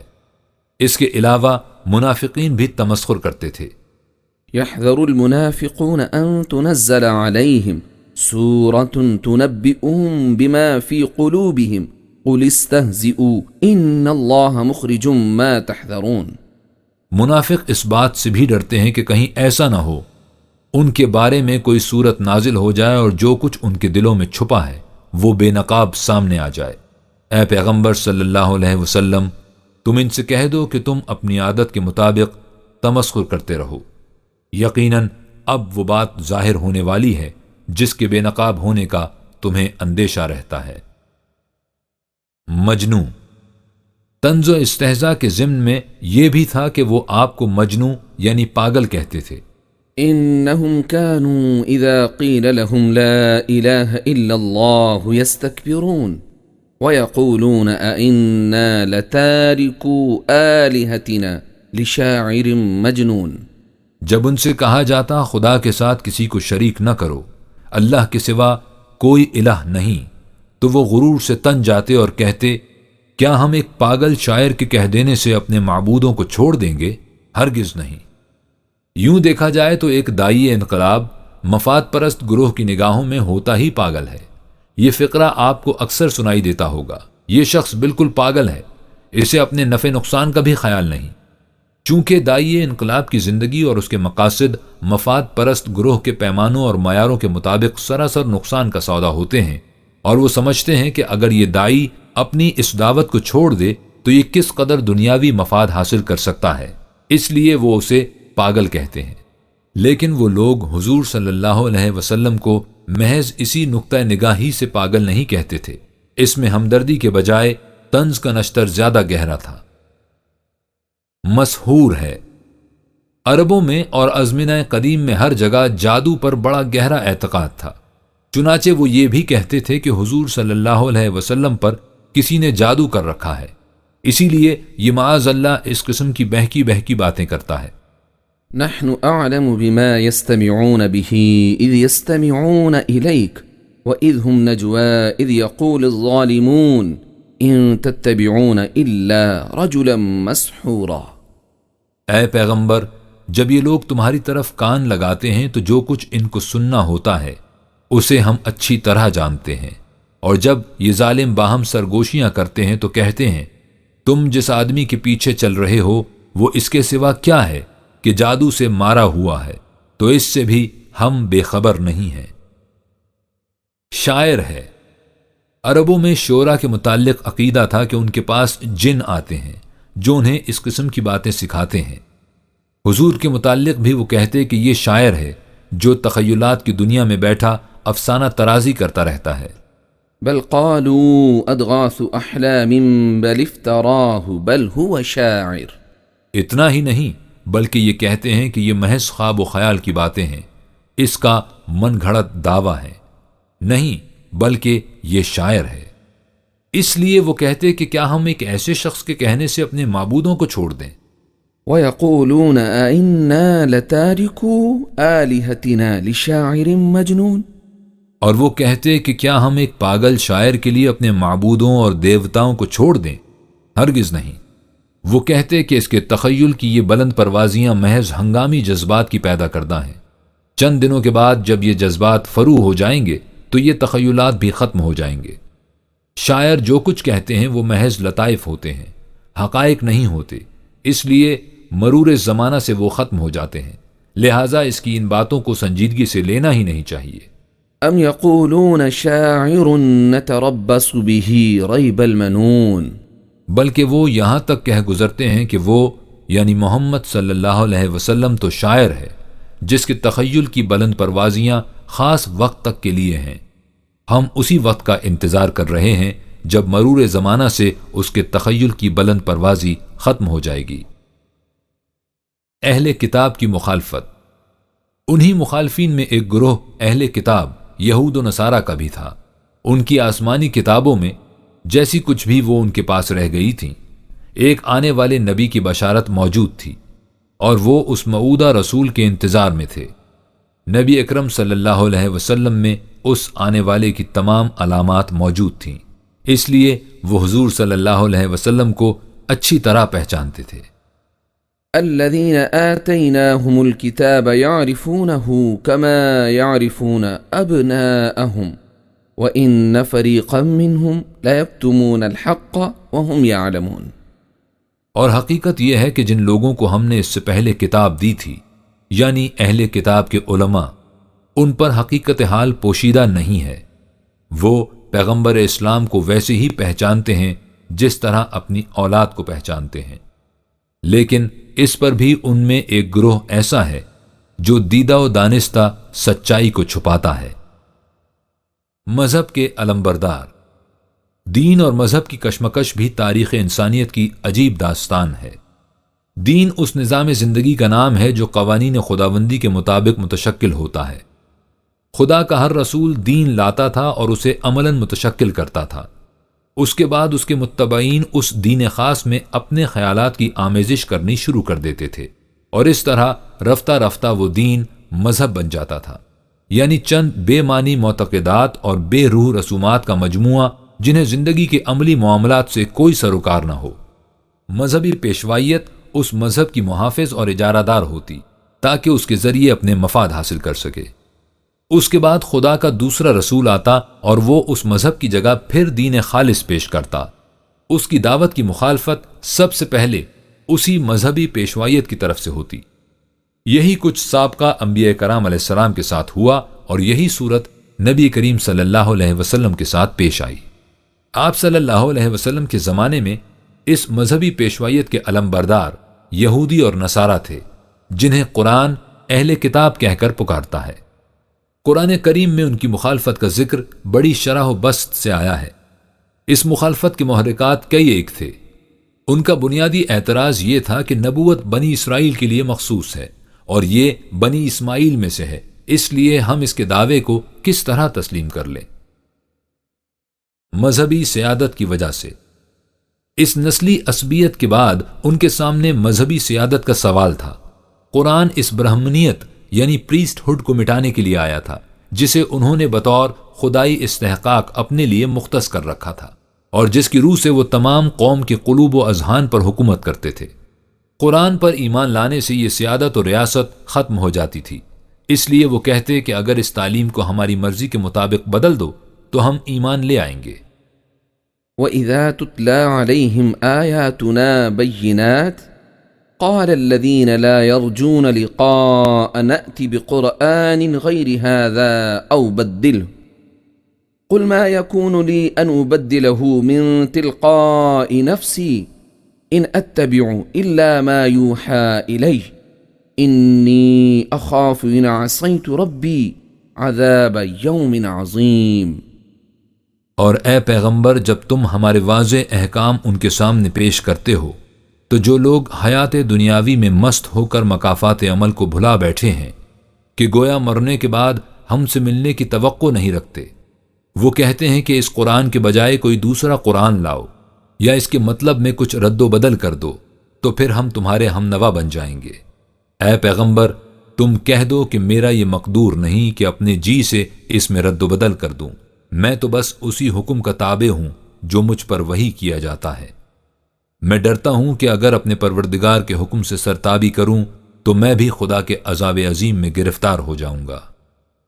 اس مطالبے کا محرک جذبہ تو وہی اپنے خدائی حقوق کا تحفظ تھا، لیکن اسے وہ اس مقدس نقاب میں چھپاتے کہ قرآن کی تعلیم ہماری کتابوں کی تعلیم کے خلاف جاتی ہے، اور اس دعوے کے ثبوت میں وہ یوں ہی آ کر کہہ دیتے کہ ہمارے ہاں یہ لکھا ہے اور وہ لکھا ہے۔ وَإِنَّ مِنْهُمْ لَفَرِيقًا يَلْوُونَ أَلْسِنَتَهُمْ بِالْكِتَابِ لِتَحْسَبُوهُ مِنَ الْكِتَابِ وَمَا هُوَ مِنَ الْكِتَابِ وَيَقُولُونَ هُوَ مِنْ عِنْدِ اللَّهِ وَمَا هُوَ مِنْ عِنْدِ اللَّهِ وَيَقُولُونَ عَلَى اللَّهِ الْكَذِبَ وَهُمْ يَعْلَمُونَ۔ ان اہل کتاب میں ان کے عالموں اور پیشواؤں کا ایک گروہ ہے جو کتاب اللہ پڑھتے ہوئے اس میں الٹ پھیر کرتے ہیں تاکہ تم خیال کرو کہ جو کچھ یہ سنا رہے ہیں کتاب اللہ میں سے ہے، حالانکہ وہ قطعاً کتاب اللہ کے احکام نہیں ہوتے، اور وہ لوگوں سے کہتے کہ جو کچھ وہ ان میں سے کہتے ہیں یہ اللہ کی طرف سے ہے، حالانکہ وہ اللہ کی طرف سے نہیں ہوتا۔ وہ اللہ کے نام سے جھوٹ بولتے ہیں اور دیدہ و دانستہ ایسا کرتے ہیں۔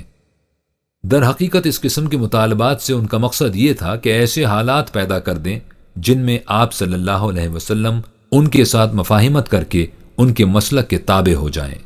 وَلَن تَرْضَىٰ عَنْكَ الْيَهُودُ وَلَا النَّصَارَىٰ حَتَّىٰ تَتَّبِعَ مِلَّتَهُمْ قُلْ إِنَّ هُدَى اللَّهِ هُوَ الْهُدَىٰ وَلَئِنِ اتَّبَعْتَ أَهْوَاءَهُمْ بعد الذي جاءك من العلم ما لك من الله من ولي ولا نصير۔ اور حقیقت یہ ہے کہ تم اپنی سچائی کے کتنے ہی ثبوت پیش کرو، لیکن یہود و نصارہ تم سے کبھی خوش نہیں رہ سکتے بجز اس کے کہ تم ان کی بنائی ہوئی ملتوں کے تابع ہو جاؤ۔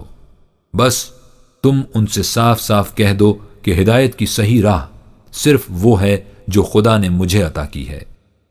یاد رکھو اگر تم نے ان لوگوں کی خواہشوں کی پیروی کی باوجود یہ کہ تمہارے پاس علم و یقین کی روشنی آ چکی ہے تو یہ ہدایت الہی کی صریح خلاف ورزی ہوگی، اور پھر تم اللہ کی رفاقت اور نصرت سے محروم ہو جاؤ گے۔ وہ باہمی سازشیں کرتے کہ کسی نہ کسی طرح مسلمانوں کی جماعت کے اندر گھس کر ان کے اجتماعی نظم میں انتشار پیدا کر دیں۔ وقالت طائفة من أهل الكتاب آمنوا بالذي أنزل على الذين آمنوا وجه النهار واكفروا آخره لعلهم يرجعون۔ اور دیکھو اہل کتاب میں ایک گروہ ہے جو کہتا ہے کہ مسلمانوں کو گمراہ کرنے کے لیے ایسا کرو کہ صبح ان کی کتاب پر ایمان لے آؤ، شام کو اس سے انکار کر دو، اس طرح عجب نہیں وہ تمہیں اسلام سے پھرتے ہوئے دیکھ کر خود بھی اس سے پھر جائیں۔ ہجوم مخالفت، یہ تھیں مخالفین و معاندین کی سرکشی و طغیان کی وہ آندھیاں جو حق و صداقت کی اس شمع فروزوں کو بجھانے کے لیے ہجوم کر کے اٹھیں اور اللہ کے اس بندے صلی اللہ علیہ وسلم کو جو دنیا کے عام معیاروں کے مطابق بے یار و مددگار اور بے کس و لاچار تھا، بگولے کے سے افریتی جوش و خروش کے ساتھ چاروں طرف سے گھیر لیا۔ انہوں نے جوش مخالفت میں ایزر آسانی اور تکلیف دہی کے لیے کیا کیا صبر آزما اور ہوش ربا حربے استعمال کیے۔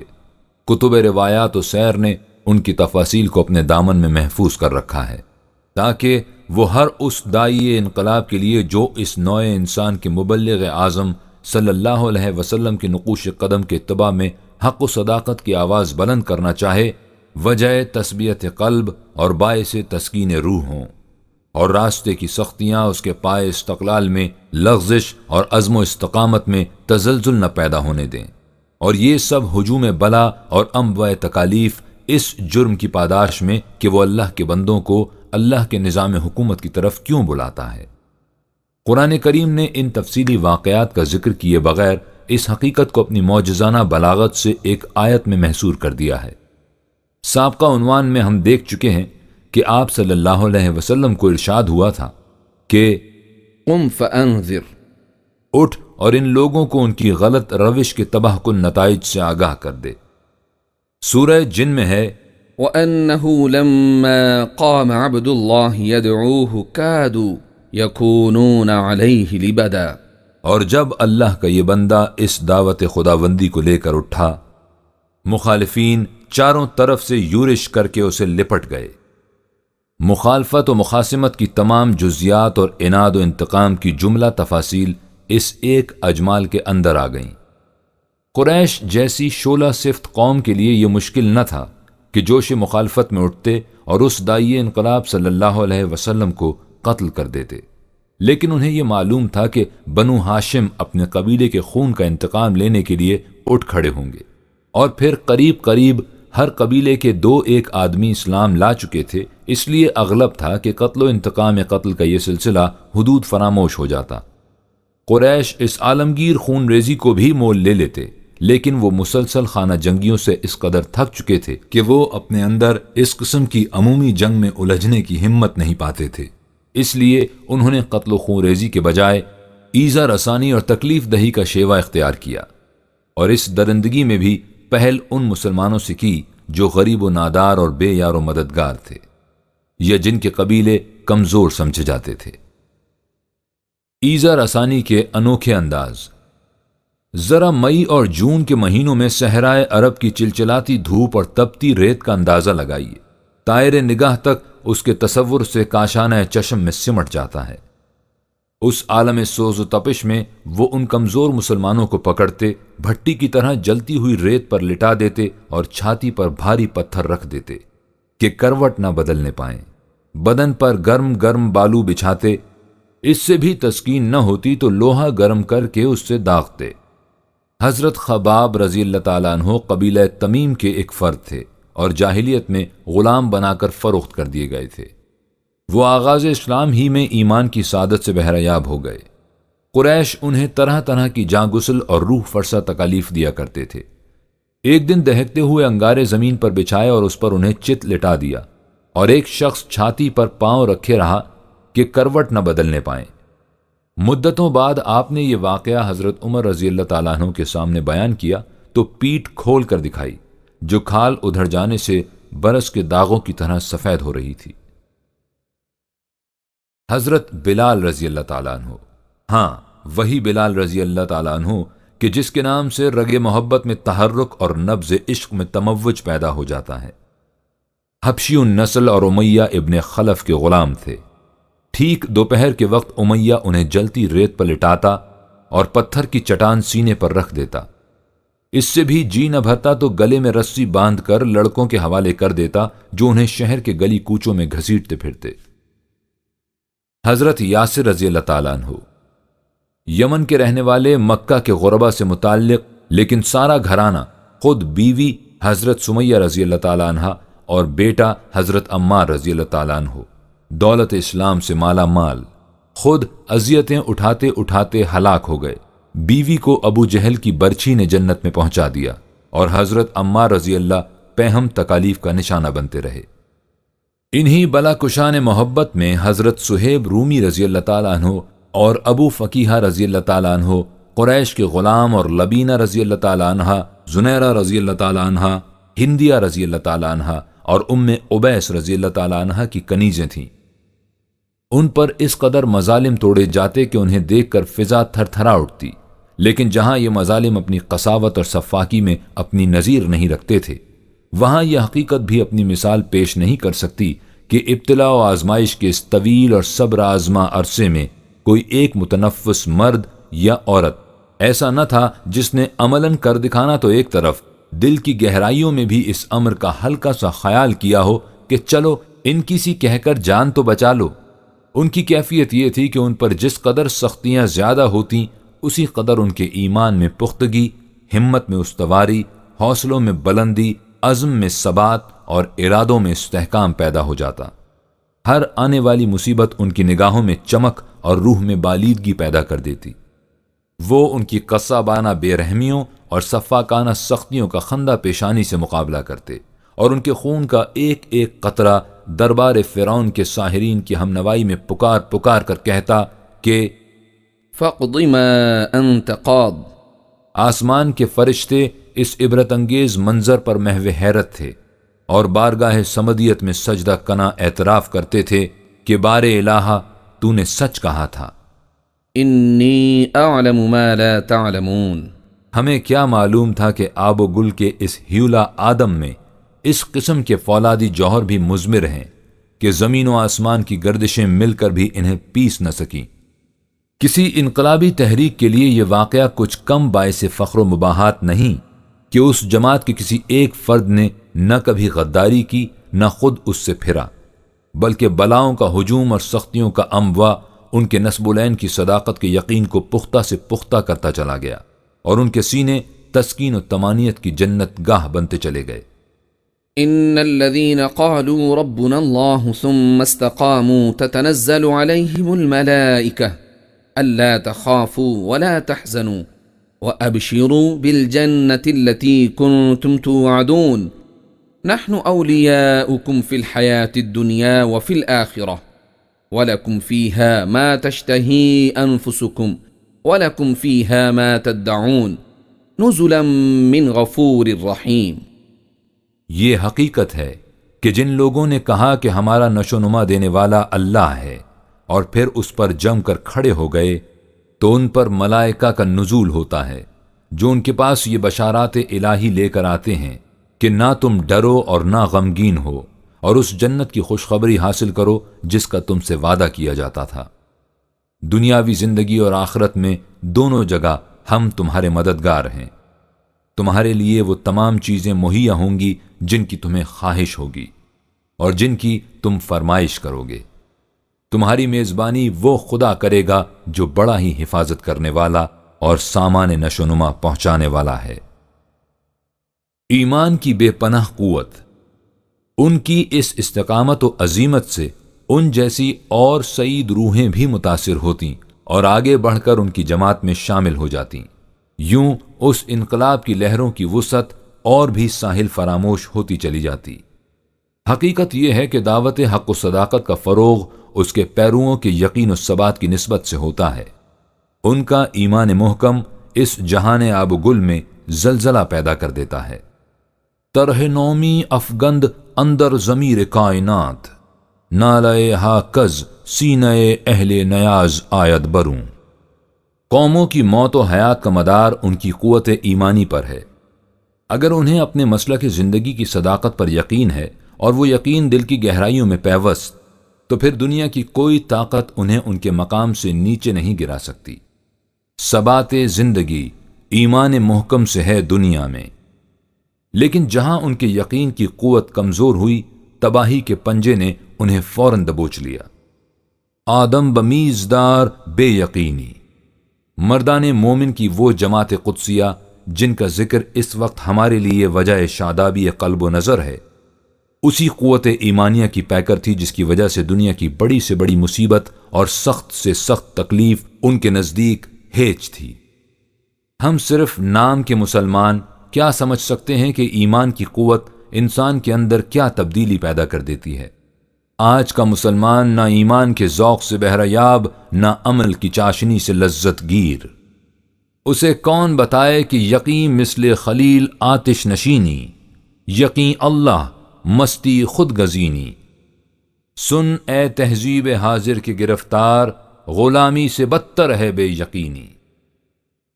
خود اپنوں کے ہاتھوں۔ یہ تھے وہ لوگ جو قریش کی نگاہ میں بے یار و مددگار تھے۔ ان کے قبیلے کمزور شمار کیے جاتے تھے، لیکن طاقتور قبیلوں کے افراد بھی اس اذیت سے محفوظ نہ تھے۔ وہ غیروں کے ہاتھوں نہیں ستائے جاتے تھے، بلکہ خود ان کے اعزاء و اقربا انہیں تنگ کرتے تھے۔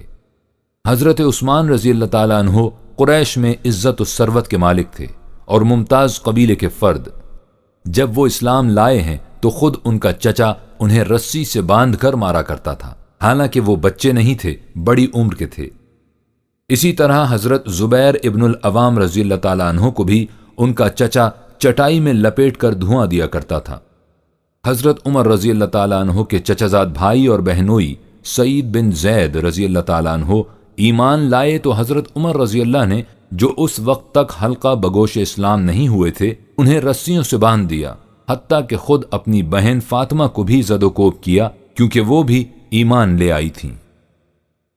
حبش کی طرف ہجرت۔ جب نوبت یہاں تک آ پہنچی کہ جو مسلمان کمزور تھے انہیں ہر مستبد و سرکش ہدف مظالم بنا رہا تھا، اور جو صاحب عزت و ثروت تھے انہیں ان کے اہل خاندان ایذا پہنچاتے تھے، تو آپ صلی اللہ علیہ وسلم نے تجویز کیا کہ یہ لوگ حبش کی طرف ہجرت کر جائیں۔ حبش سے قریش کے تاجرانہ تعلقات تھے، اس لیے وہ ملک ان کے لیے نامانوس نہ تھا۔ سب سے پہلے ماہ رجب سن 5 نبوی میں حضور اکرم صلی اللہ علیہ وسلم کے ایما سے 11 مرد اور 4 عورتوں نے ہجرت کی، جن میں حضرت عثمان رضی اللہ تعالیٰ عنہ اور ان کی حرم محترمہ حضرت رقیہ حضور صلی اللہ علیہ وسلم کی صاحبزادی بھی شامل تھیں۔ اس ہجرت کا اولین سبب تو وہی نظر آتا ہے جو پہلے مذکور ہے، لیکن جب ہم مہاجرین کی فہرست پر نگاہ ڈالتے ہیں تو اس میں اکثریت ان حضرات کی نظر آتی ہے جو صاحبان ثروت و عزت تھے۔ اس سے مترشح ہوتا ہے کہ اس پہلی ہجرت سے مقصود صرف مظلومین کے لیے حفاظت گاہ کی تلاش نہ تھی، بلکہ اس کے ساتھ ساتھ پیغام اسلام کو عرب کی 4 دیواری سے باہر پہنچانا بھی تھا۔ حبش کے بادشاہ نجاشی نے ان مہاجرین کو پناہ دی اور یہ وہاں امن و عافیت سے زندگی بسر کرنے لگے، لیکن قریش کا جذبہ انتقام انہیں کب چین سے بیٹھنے دیتا تھا۔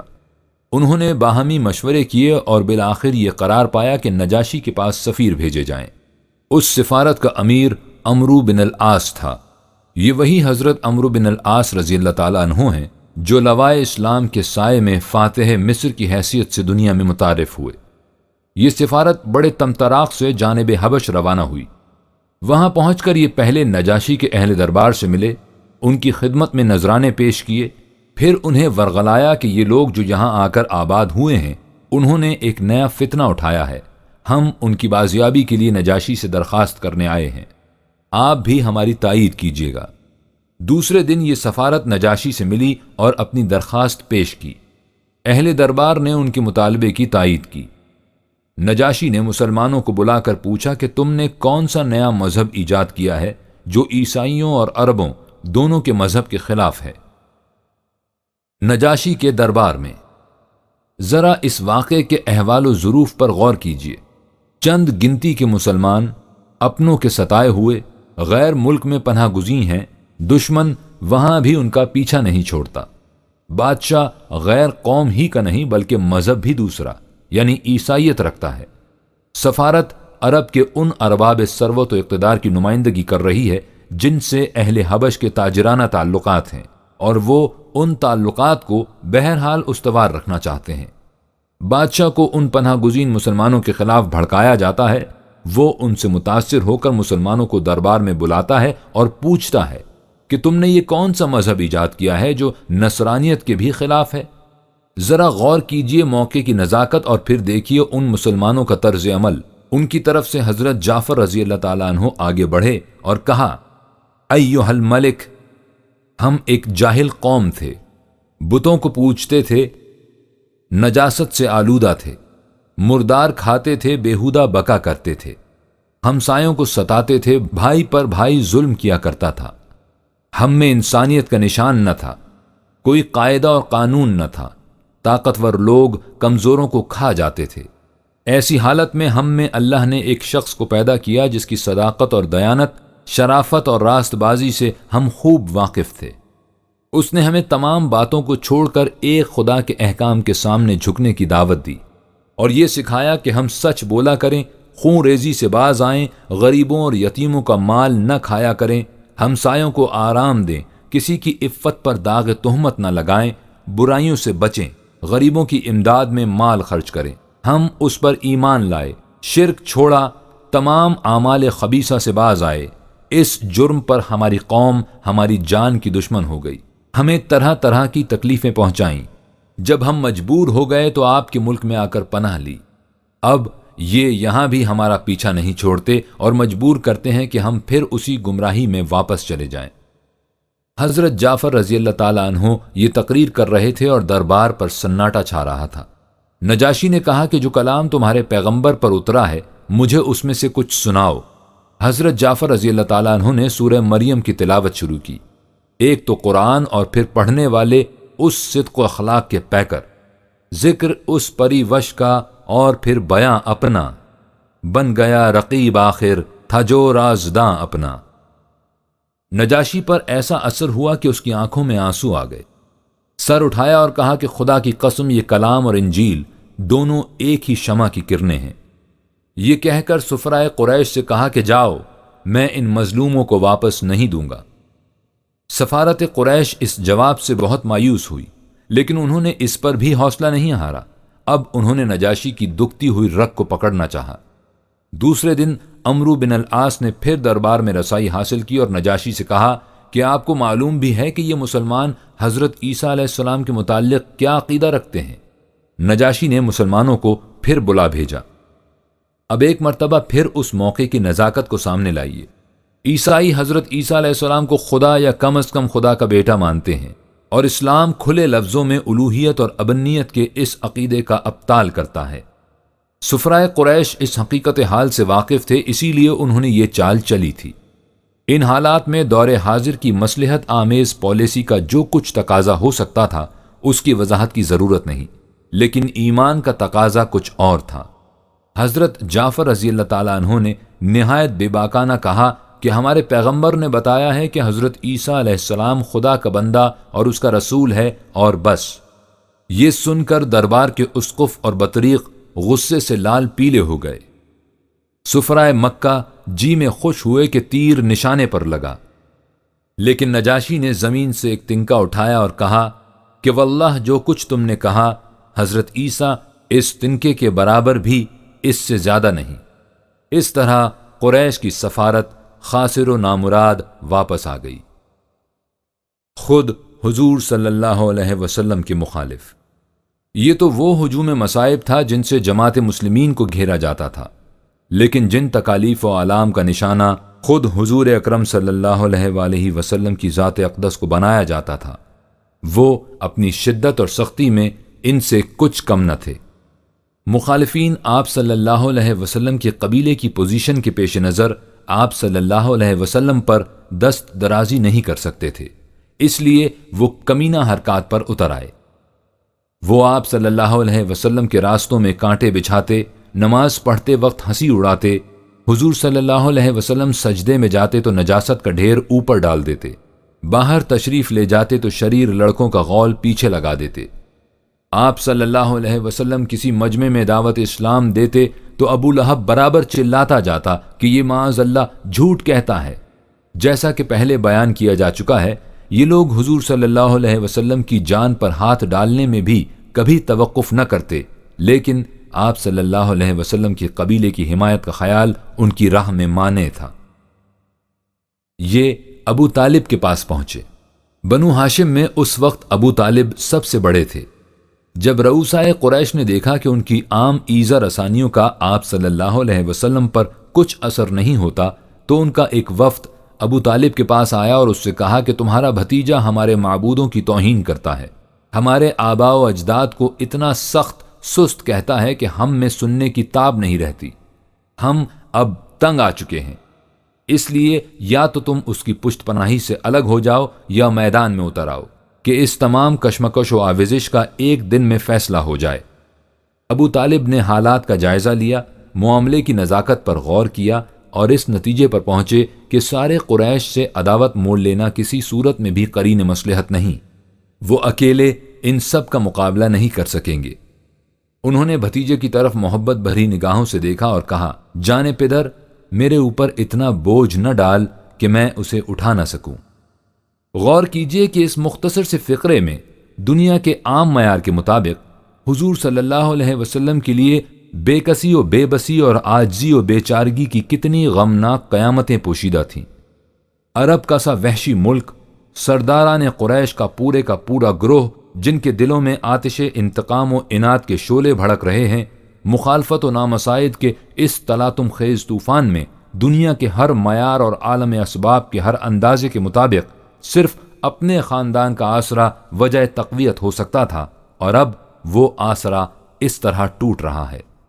لیکن آپ صلی اللہ علیہ وسلم نے کیا کہا یہ کہ چچا جان، میں تو آپ ہی کے بھروسے پر ان کی مخالفت مول لے رہا تھا، جب آپ ہی میری حفاظت و پاسبانی سے الگ ہوتے ہیں تو میری کیا مجال کہ میں ان کے خلاف ایک لفظ بھی زبان تک لاؤں۔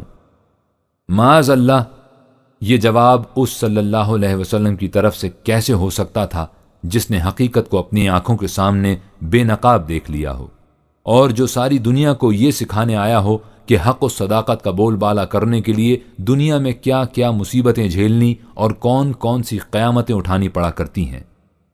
آپ صلی اللہ علیہ وسلم نے رؤسائے قریش کی اس دھمکی کا استخفاف کی ہنسی سے استقبال کیا اور کامل سکون و طمانینت کے ساتھ، جس میں عزم و استقلال کا کوہ آسا استحکام جھلک رہا تھا، فرمایا، خدا کی قسم اگر یہ لوگ میرے ایک ہاتھ میں سورج اور دوسرے میں چاند لا کر رکھ دیں تب بھی میں اپنے فریضے کی سر انجام دہی سے باز نہ آؤں گا۔ یا تو اللہ میرے اس مشن کو کامیاب کرے گا اور یا میں اس پر قربان ہو جاؤں گا۔ آفتاب و ماہ و انجم می تواں دادن زدست، در بہائے آنکف خاکے کے دارائے دل است۔ عظیمت و استقامت کی یہ صدائے ہوش ربا سیدھی چچا کے دل میں اتر گئی۔ بھتیجے سے کہا، کہ جانے جاؤ، کوئی تمہاری طرف آنکھ اٹھا کر نہیں دیکھ سکتا۔ بنو ہاشم کا مقاطع و محاصرہ۔ قریش کے غم و غصے کی اب انتہا نہ تھی۔ حبش سے ان کی سفارت بے نیل مرام واپس آ گئی۔ ابو طالب نے یہ جواب دیا۔ ان کی مسلسل مخالفت کے باوجود یہ تحریک انقلاب برابر بڑھتی چلی جا رہی تھی۔ انہوں نے مجلس مشاورت میں بیٹھ کر ابو طالب کے اس جواب پر غور کیا اور بالآخر فیصلہ کیا کہ آپ صلی اللہ علیہ وسلم کو اور آپ صلی اللہ علیہ وسلم کے خاندان کو محصور کر کے فاقوں مار دیا جائے۔ چنانچہ انہوں نے بالاتفاق ایک معاہدہ مرتب کیا کہ کوئی شخص خاندان بنو ہاشم سے نہ رشتہ ناتا کرے، نہ خرید و فروخت، نہ ان سے ملے جلے اور نہ انہیں کھانے پینے کا کوئی سامان دے، اور اس طرح ان کا مکمل مقاطع یعنی بوائیکاٹ کیا جائے۔ یہ معاہدہ لکھ کر در کعبہ پر لٹکا دیا گیا۔ یہ 7 نبوی کا واقعہ ہے۔ 3 برس تک نبی اکرم صلی اللہ علیہ وسلم اور ان کے 7 خاندان بنو ہاشم نظر بندی کی سی حالت میں رہے، تاں کہ خود قریش میں سے بعض نیک دل لوگوں کو بنی ہاشم کی اس کرب و صعوبت کی زندگی پر ترس آیا، اور انہوں نے رفتہ رفتہ اپنے ہم خیال پیدا کر کے در کعبہ پر لٹکی ہوئی اس دستاویز کو چاک کر دیا، اور یوں یہ سخت آزمائش کا زمانہ ختم ہوا۔ غم گسار بیوی کی وفات۔ اس مصیبت سے رہائی ملی تو امید تھی کہ کچھ دن آرام سے گزر جائیں گے، لیکن 10 نبوی میں آپ صلی اللہ علیہ وسلم کے چچا ابو طالب کا انتقال ہو گیا، اور اس کے تھوڑے ہی دنوں بعد حضرت خدیجۃ الکبریٰ رضی اللہ تعالی عنہا نے وفات پائی۔ ان غم گساروں کے اٹھ جانے سے آپ صلی اللہ علیہ وسلم تو تنہا نہیں رہ گئے، کیونکہ آپ صلی اللہ علیہ وسلم کو اس خدا کی رفاقت میسر تھی جو ہمیشہ زندہ ہے اور کبھی نہیں مرے گا۔ لیکن اس سے قریش کے حوصلے بہت بڑھ گئے، اور اب انہوں نے ایذا رسانی اور تکلیف دہی میں اور بھی شدت اختیار کر لی۔ اہل طائف کی طرف۔ اب آپ صلی اللہ علیہ وسلم اہل مکہ سے نا امید ہو چکے تھے، اس لیے آپ صلی اللہ علیہ وسلم نے ارادہ کیا کہ اہل طائف کو بھی مخاطب کر کے دیکھ لیا جائے، تاکہ حق و باطل کے فیصلے کے آخری وقت سے پہلے ہر طرف سے اتمام حجت ہو جائے۔ چنانچہ آپ صلی اللہ علیہ وسلم طائف تشریف لے گئے اور وہاں کے رؤوسا کو اسلام کی دعوت دی۔ آپ صلی اللہ علیہ وسلم کو معلوم تھا کہ وہ بھی فرعون اور نمرودوں کی بستی ہے، لیکن اس کے باوجود صرف ایک ساتھی زید بن حارث رضی اللہ تعالیٰ عنہ کی معیت میں مخالفین کے اس نرغے میں از خود چلے جانا اعتماد علی النفس کی ایک ایسی مثال ہے جس کا اعتراف غیر مسلموں تک کو کرنا پڑا ہے۔ آپ صلی اللہ علیہ وسلم نے انہیں دعوت توحید دی، لیکن انہوں نے اس دعوت راست بازی کا جواب جس کجروی سے دیا، تاریخ کا دیدہ عبرت اس پر آج تک خون فشاں ہے۔ انہوں نے نہایت استہزاء آمیز اور حقارت انگیز انداز سے گفتگو کی، اور جب آپ صلی اللہ علیہ وسلم نے واپسی کا ارادہ کیا تو طائف کے بازاری لوگوں اور اوباشوں کو ابھارا کہ اس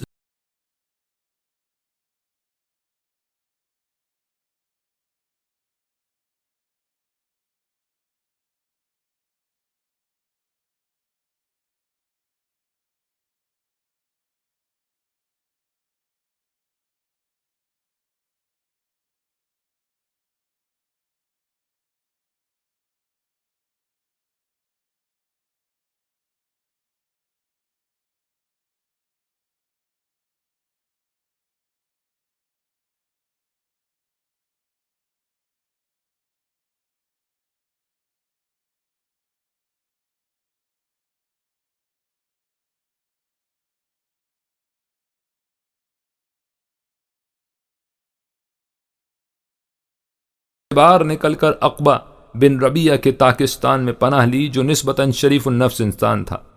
آپ صلی اللہ علیہ وسلم ایک درخت کے سائے میں بیٹھ گئے، زخموں سے خون صاف کیا، گرد و پیش کے حالات پر نگاہ ڈالی۔ پیچھے طائف تھا جہاں سے اس حالت میں نکالے گئے تھے، سامنے مکہ تھا جہاں دنیاوی اندازوں کے مطابق کوئی پناہ دینے والا نہ تھا، اور راستے کی تنہائیوں میں اللہ کا یہ بندہ زخموں سے چور سستانے کے لیے بیٹھا تھا۔ دنیا بھر سے جنگ اور یہ عالم بے چارگی، جن و انس سے مبارزت اور یہ بے سر و سامانی۔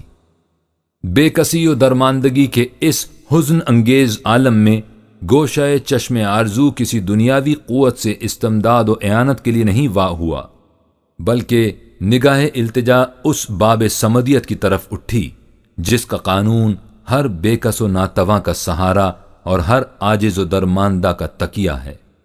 عرض کیا کہ بار الہا، میں اپنی کمزوری اور بے سر و سامانی اور اس کے خلاف لوگوں کے اس حقارت آمیز سلوک کی تجھ سے فریاد کرتا ہوں کہ تو ارحم الراحمین ہے، تو ہی درماندوں اور عاجزوں کا سہارا ہے، اور تو ہی میرا مالک ہے۔ مجھے کس کے سپرد کیا جا رہا ہے؟ کیا ترش رو بیگانوں اہل طائف کے، یا ان اپنوں اہل مکہ کے جو اپنی اسکیموں کو کامیاب کرنے پر قدرت رکھتے ہیں؟ لیکن جب تو مجھ سے ناراض نہیں تو مجھے اس کی کیا پرواہ ہے، اس لیے کہ تیری حفاظت کا گوشہ میرے لیے بہت وسیع ہے۔ میں تیرے دامن انوار میں پناہ لیتا ہوں جن سے سب تاریکیاں روشن ہو جاتی ہیں اور حال اور مستقبل کے تمام امور مہمہ درست ہو جاتے ہیں۔ مجھے تیری مشیت سے ہم آہنگی درکار ہے کہ تمام قوتوں کا سرچشمہ تیری ہی ذات ہے۔ اس دعا پر غور کیجئے اور پھر سوچئے کہ ایمان کسے کہتے ہیں۔ شاید کہ خود را باز آفرینی۔ یہ مخالفت کیوں تھی؟ یہاں سوال یہ پیدا ہوتا ہے کہ رسول اللہ صلی اللہ علیہ وسلم ان لوگوں سے کیا کہتے تھے جس کی وجہ سے یہ پوری کی پوری قوم نعال بر آتش ہو رہی تھی؟ وہ کیا پیغام تھا جس کی وجہ سے جوش انتقام اور شدت عداوت سے ان پر راتوں کی نیند اور دن کا چین حرام ہو گیا تھا؟ وہ کیا دعوت تھی جس کی مخالفت میں ان کے جنود و عساکر کی تمام قوتیں ایک محاذ پر مجتمع ہو گئی تھیں؟ وہ کیا تحریک تھی جس کو دبانے کے لیے وہ اپنی جان تک دینے کے لیے تیار ہو گئے تھے؟ اس سوال کا تفصیلی جواب تو اس وقت سامنے آئے گا جب ہم یہ بتائیں گے کہ اسلام کیا ہے، اس لیے کہ جب تک یہ نہ معلوم ہو جائے کہ قرآن دنیا کے سامنے کیا پیغام پیش کرتا ہے، وہ عالم انسانیت میں کیا تغیر چاہتا ہے، وہ دنیا کے تمدنی، آئلی، معاشی، معاشرتی، سیاسی، اقتصادی نظام کو کن جدید بنیادوں پر استوار کرنے کی دعوت دیتا ہے، مختصراً یہ کہ وہ انسانی زندگی کا مقصد کیا قرار دیتا ہے، جب تک یہ تفصیل سامنے نہ آ جائے اس وقت تک یہ حقیقت سمجھ میں نہیں آ سکتی کہ دنیا بھر کی قوتیں اس کی مخالفت پر کیوں کمر بستہ ہو جاتی ہیں، انہیں یہ پیغام کیوں خوش نہیں آتا، اس تحریک کی کامیابی میں ان کا نقصان کیا ہوتا ہے، انہیں کیوں اس کی زندگی کے آئینے میں اپنی موت دکھائی دیتی ہے۔ اس وقت صرف اتنا سمجھ لینا کافی ہوگا کہ رسول اللہ صلی اللہ علیہ وسلم نے جو پیغام ان لوگوں تک پہنچایا وہ کوئی نیا پیغام نہیں تھا، بلکہ وہی پیغام تھا جو اس وقت سے دنیا کے سامنے آتا رہا ہے جب سے دنیا فکر و عمل کو رشد و ہدایت کی ضرورت ہوئی، وہی پیغام جو حضرت نوح علیہ السلام سے لے کر حضرت عیسیٰ علیہ السلام تک مختلف زمانوں میں اور مختلف مقامات پر دہرایا جاتا رہا، اور جس کے متعلق فرمایا إنا أوحينا إليك كما أوحينا إلى نوح والنبيين من بعده وأوحينا إلى إبراهيم وإسماعيل وإسحاق ويعقوب والأسباط وعيسى وأيوب ويونس وهارون وسليمان وآتينا داود زبورا ورسلا قد قصصناهم عليك من قبل ورسلا لم نقصصهم عليك وكلم الله موسى تكليما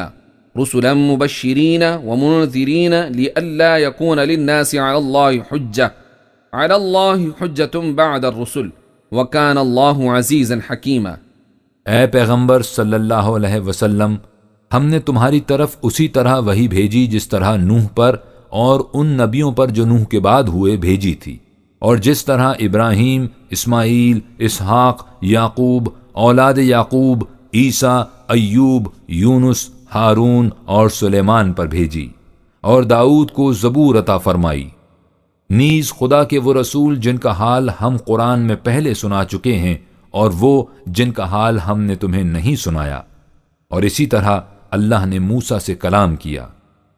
یہ تمام رسول اعمال صالحہ کے نتائج کی خوشخبری دینے والے اور انکار حق کے نتائج سے آگاہ کرنے والے تھے، اور اس لیے بھیجے گئے تھے کہ اس طرح لوگوں کو متنبہ کر دینے کے بعد ان کے پاس کوئی حجت باقی نہ رہے جو وہ خدا کے حضور میں پیش کر سکیں، یعنی یہ عذر کر سکیں کہ ہمیں راہ حق کی طرف کسی نے دعوت نہیں دی، اور خدا کا قانون مکافات بڑا ہی صاحب قوت و حکمت ہے۔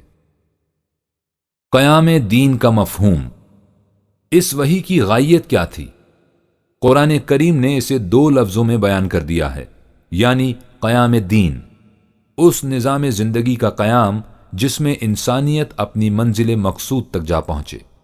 شرع لكم من الدين ما وصى به نوحا والذي أوحينا إليك وما وصينا به إبراهيم وموسى وعيسى أن أقيموا الدين ولا تتفرقوا فيه كبر على المشركين ما تدعوهم إليه الله يجتبي إليه من يشاء ويهدي إليه من ينيب۔ اے افراد نسل انسانی، خدا نے تمہارے لیے وہ نظام زندگی تجویز کیا ہے جو کوئی نیا نظام نہیں ہے بلکہ اب سے بہت پہلے، جس کی نوح کو بھی ہدایت کی جا چکی ہے اور جس کی اے پیغمبر اسلام اب ہم تمہاری طرف وحی کر رہے ہیں، اور تم سے پہلے اسی نظام کو قائم کرنے کی ہم نے ابراہیم، موسیٰ، عیسیٰ کو بھی ہدایت فرمائی تھی۔ اور وہ ہدایت کیا ہے؟ یہی کہ وحی کے متعین فرمودہ نظام زندگی کو قائم کرو اور پھر یکدلی کے ساتھ اس پر جم جاؤ، یعنی اس میں کسی قسم کا اختلاف نہ کرو۔ اے پیغمبر اسلام، مشرکین پر اس نظام زندگی کا قیام جس کی طرف تم انہیں بلا رہے ہو بڑا ہی گراں گزر رہا ہے، مگر تم اس کی فکر نہ کرو، کیونکہ خدا صرف انہی لوگوں کو اس سے نوازا کرتا ہے جو اسے حاصل کرنا چاہتے ہیں، اور انہی لوگوں کو صحیح راستہ دکھاتا ہے جو اپنے ارادے اور عزم سے اس کی طرف رجوع ہوتے ہیں۔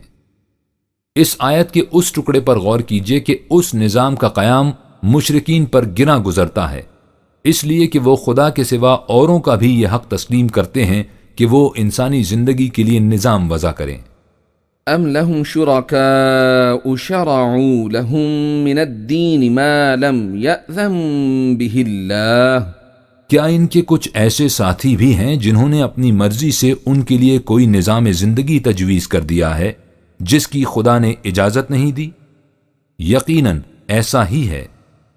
اس نظام خداوندی کی تفاصیل طویل ہیں، لیکن اس کا بنیادی نقطہ یہ ہے کہ خدا کے سوا دنیا میں کسی کو اس کا حق حاصل نہیں کہ وہ دوسرے انسانوں سے اپنے حکم منوائے، نہ ہی کسی انسان کے لیے جائز ہے کہ وہ کسی انسان کو اپنا حکمران تسلیم کرے۔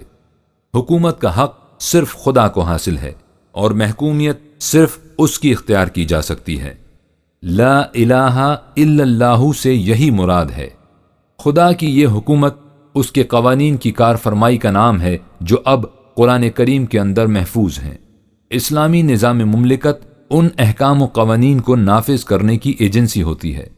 یہ نظام مملکت سب سے پہلے رسول اللہ صلی اللہ علیہ وسلم کے ہاتھوں متشکل ہوتا ہے۔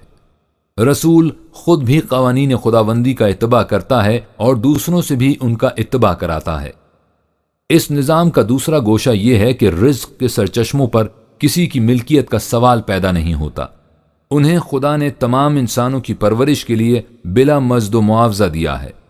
نظام اسلامی کا فریضہ یہ ہے کہ ان کا اس طرح انتظام کرے کہ تمام افراد کی بنیادی ضروریات زندگی پوری ہوتی رہیں۔ اس سے ظاہر ہے کہ اس نظام کی مخالفت کیوں ہوتی ہے۔ ارباب اقتدار کی مخالفت۔ ارباب حکومت اس کی مخالفت کرتے ہیں کہ اس نظام کی روح سے کسی انسان کو حق حاصل نہیں رہتا کہ وہ کسی دوسرے انسان پر حکومت کرے۔ وہ حکومت و اقتدار کے تمام خزانوں کی کنجیاں ان سے چھین کر حکومت و اقتدار کے حقیقی مالک کی طرف لوٹا دیتا ہے۔ ارباب دولت و ثروت اس لیے مخالفت کرتے ہیں کہ اس نظام کی روح سے سرمایہ داری کا خاتمہ ہو جاتا ہے۔ ارباب مذہب اس لیے مخالفت کرتے ہیں کہ یہ انہیں ان کی خدائی مسندوں سے نیچے اتار دیتا ہے، اس لیے کہ اس نظام کے نزدیک بندے اور خدا کے درمیان کسی انسانی وسیلے کی ضرورت ہی نہیں۔ ارباب طریقت مخالفت کرتے ہیں کہ یہ انہیں ان کی خانقاہوں کی خلوتوں سے نکال کر میدان عمل ملاتا ہے، اس لیے کہ اس نظام کے نزدیک یہ انسان کی سب سے بڑی شکست ہے کہ وہ باطل کی قوتوں کو کھلا چھوڑ کر خود گوشوں اور زاویوں میں جا چھپے۔ ارباب حسب و نسب مخالفت کرتے ہیں کہ وہ پیدائش کی روح سے کسی انسان کو دوسرے انسان پر کوئی فضیلت نہیں دیتا۔ اس نظام کے نزدیک تمام انسانوں کی تخلیق نفس واحدہ سے ہوئی ہے۔ یہی ہیں وہ ارباب جنہیں قرآن اندادم من دون اللہ قرار دیتا ہے۔ وَجَعَلُوا لِلَّهِ أَنْدَادًا لِيُضِلُّوا عَنْ سَبِيلِهِ، اور دیکھو لوگوں نے اللہ کے لیے بہت سے اس کے ہم درجہ گھڑ رکھے ہیں تاکہ وہ لوگوں کو اس کی راہ سے بھٹکائیں۔ ان میں سے ہر ایک کی طرف سے مخالفت ہوتی ہے، اور ان میں کتنے ہی باہمی اختلافات کیوں نہ ہوں، اس مخالفت میں سب ایک مرکز پر جمع ہو جاتے ہیں۔ پیغام توحید۔ رسول اللہ صلی اللہ علیہ وسلم بھی اسی نظام کا قیام چاہتے تھے۔ تمام ارباب من دون اللہ کی طرف سے اس کی مخالفت ضروری تھی۔ آپ صلی اللہ علیہ وسلم کا پیغام یہ تھا کہ لا الہ الا اللہ، قل انما يوحى الي انما الهكم اله واحد فهل انتم مسلمون۔ اے پیغمبر اسلام، تم کہہ دو کہ مجھ پر جو کچھ وحی کیا گیا ہے وہ تو صرف یہ ہے کہ تمہارا حاکم ایک ہی تنہا حاکم ہے، اس کے سوا کوئی نہیں۔ بس بتلاؤ تم اس کے قوانین کے سامنے سر جھکاتے ہو یا نہیں۔ آپ صلی اللہ علیہ وسلم نے صاف صاف کہہ دیا کہ محکومیت خالصتاً اللہ کے قوانین کی ہوگی، اس میں کسی اور کی محکومیت کا شائبہ تک نہیں ہوگا۔ قل اللہ اعبد مخلصا له دینی فاعبدوا ما شئتم من دونه قل ان الخاسرین الذین خسروا انفسهم واہلیہم یوم القیامہ الا ذلك هو الخسران المبین۔ اے پیغمبر اسلام، ان مخاطبین دعوت حق سے کہہ دو کہ میں تو اپنے نظام زندگی کو خالص قانون خداوندی کے تابع کرتے ہوئے اللہ ہی کی اطاعت و محکومیت اختیار کرتا ہوں۔ اگر تم کسی طرح بھی نہیں مانتے تو خدا کے سوا جس کی تمہارا جی چاہے محکومیت یا اطاعت اختیار کر لو اور اس کا خمیازہ بھی بھگتو۔ جنہیں تم نے ارباب قوت و اقتدار سمجھ رکھا ہے، میں ان میں سے کسی کے حق حکومت کو تسلیم نہیں کرتا۔ قل انی نہیت ان اعبد الذین تدعون من دون اللہ لما جاءنی البینات من ربی وامرت ان اسلم لرب العالمین۔ اے پیغمبر اسلام، کہہ دو کہ مجھے میرے خدا کی طرف سے منع کر دیا گیا ہے کہ میں ان کی عبودیت، محکومیت و اطاعت تسلیم کروں جنہیں تم لوگ اللہ کے سوا پکارتے ہو، خصوصاً جب کہ میرے پاس اس باب میں میرے پروردگار کی طرف سے کھلی کھلی دلیلیں بھی آ چکی ہیں، اور مجھے یہ حکم دیا گیا ہے کہ میں اپنی ہر حرکت اور ہر عمل میں تمام جہانوں کے پروردگار کے قوانین کی اطاعت کروں۔ یہ تھی وہ دعوت جو قریش کو دی گئی۔ اب ذرا اس عنوان کو ایک مرتبہ پھر اپنے سامنے لائیے جس میں عربوں کی خصوصیات کا ذکر ہوا ہے۔ آپ دیکھیں گے کہ تکبر و نخوت، خود ستائی و خود پسندی، دعوی افضلیت و فوقیت، جذبہ مسابقت و منافست ان کی رگ رگ میں موجزن تھا۔ ہر عرب اپنے آپ کو اجمی سے فائق سمجھتا تھا۔ پھر عربوں میں سے قریش اپنے آپ کو سب قبائل سے افضل تصور کرتے تھے۔ قریش میں سے بنو ہاشم اور بنو امیہ کسی کو اپنے برابر نہیں سمجھتے تھے۔ دنیاوی وجاہت کے علاوہ کعبے کے کلید بردار اور مجاور ہونے کی حیثیت سے انہیں مذہبی تقدس و عظمت بھی حاصل تھی، جس میں ان کا کوئی شریک و سہیم نہ تھا۔ ان میں بڑے بڑے دولت مند بھی تھے جن کے دروازوں پر انہی جیسے سینکڑوں انسان غلاموں اور کنیزوں کی صورت میں بلا زنجیر بندھے رہتے تھے، اور انہیں ان پر ہر قسم کا تصرف حاصل تھا۔ قریش کے تاجر دور دراز ملکوں سے تجارت کرتے اور کعبے کے متولی ہونے کی وجہ سے ان کی تجارت کے قافلے ہر جگہ محفوظ رہتے تھے۔ یہ تھے عرب۔ اب سوچئے کہ ان عربوں سے یہ کہنا کہ نسلی اور قبائلی غرور و افتخار سب باطل ہیں، کیونکہ پیدائش کے اعتبار سے سب انسان برابر ہیں۔ عرب کو عجم پر اور قریش کو حبشی پر کوئی فضیلت نہیں۔ جاہ و منصب کا تکبر غلط ہے، کیونکہ تمہیں حق حاصل نہیں کہ کسی انسان پر اپنا حکم چلاؤ۔ تولیت کعبہ کی اجارہ داری کا تصور بے بنیاد ہے، کیونکہ خدا اور انسان کے درمیان کسی واسطے کی ضرورت نہیں۔ غلام اور آقا کا امتیاز باعث ننگ انسانیت ہے، کیونکہ کوئی انسان دوسرے انسان کا غلام نہیں ہو سکتا۔ یہ مٹی اور پتھر کی مورتیں جنہیں تم نے اور تمہارے آبا و اجداد نے خدا بنا کر جوار کعبہ میں نصب کر رکھا ہے، تمہاری جہالت کی دلیل اور حماقت کا ثبوت ہیں۔ ان میں تو اتنی بھی قوت نہیں کہ خود اپنی مگسرانی کر سکیں، چہ جائے کہ تمہیں فائدہ یا نقصان پہنچا سکیں۔ نوح ابو جہل، ان لوگوں سے یہ کچھ کہنا ان کے خلاف اعلان جنگ نہیں تھا تو اور کیا تھا؟ وہ اس تعلیم کے فروغ میں اپنی موت مضمر دیکھتے تھے، اس لیے وہ اسے آسانی سے کس طرح قبول کر لیتے؟ اس آنے والے انقلاب کے تصور سے ان کی روح کانپتی تھی۔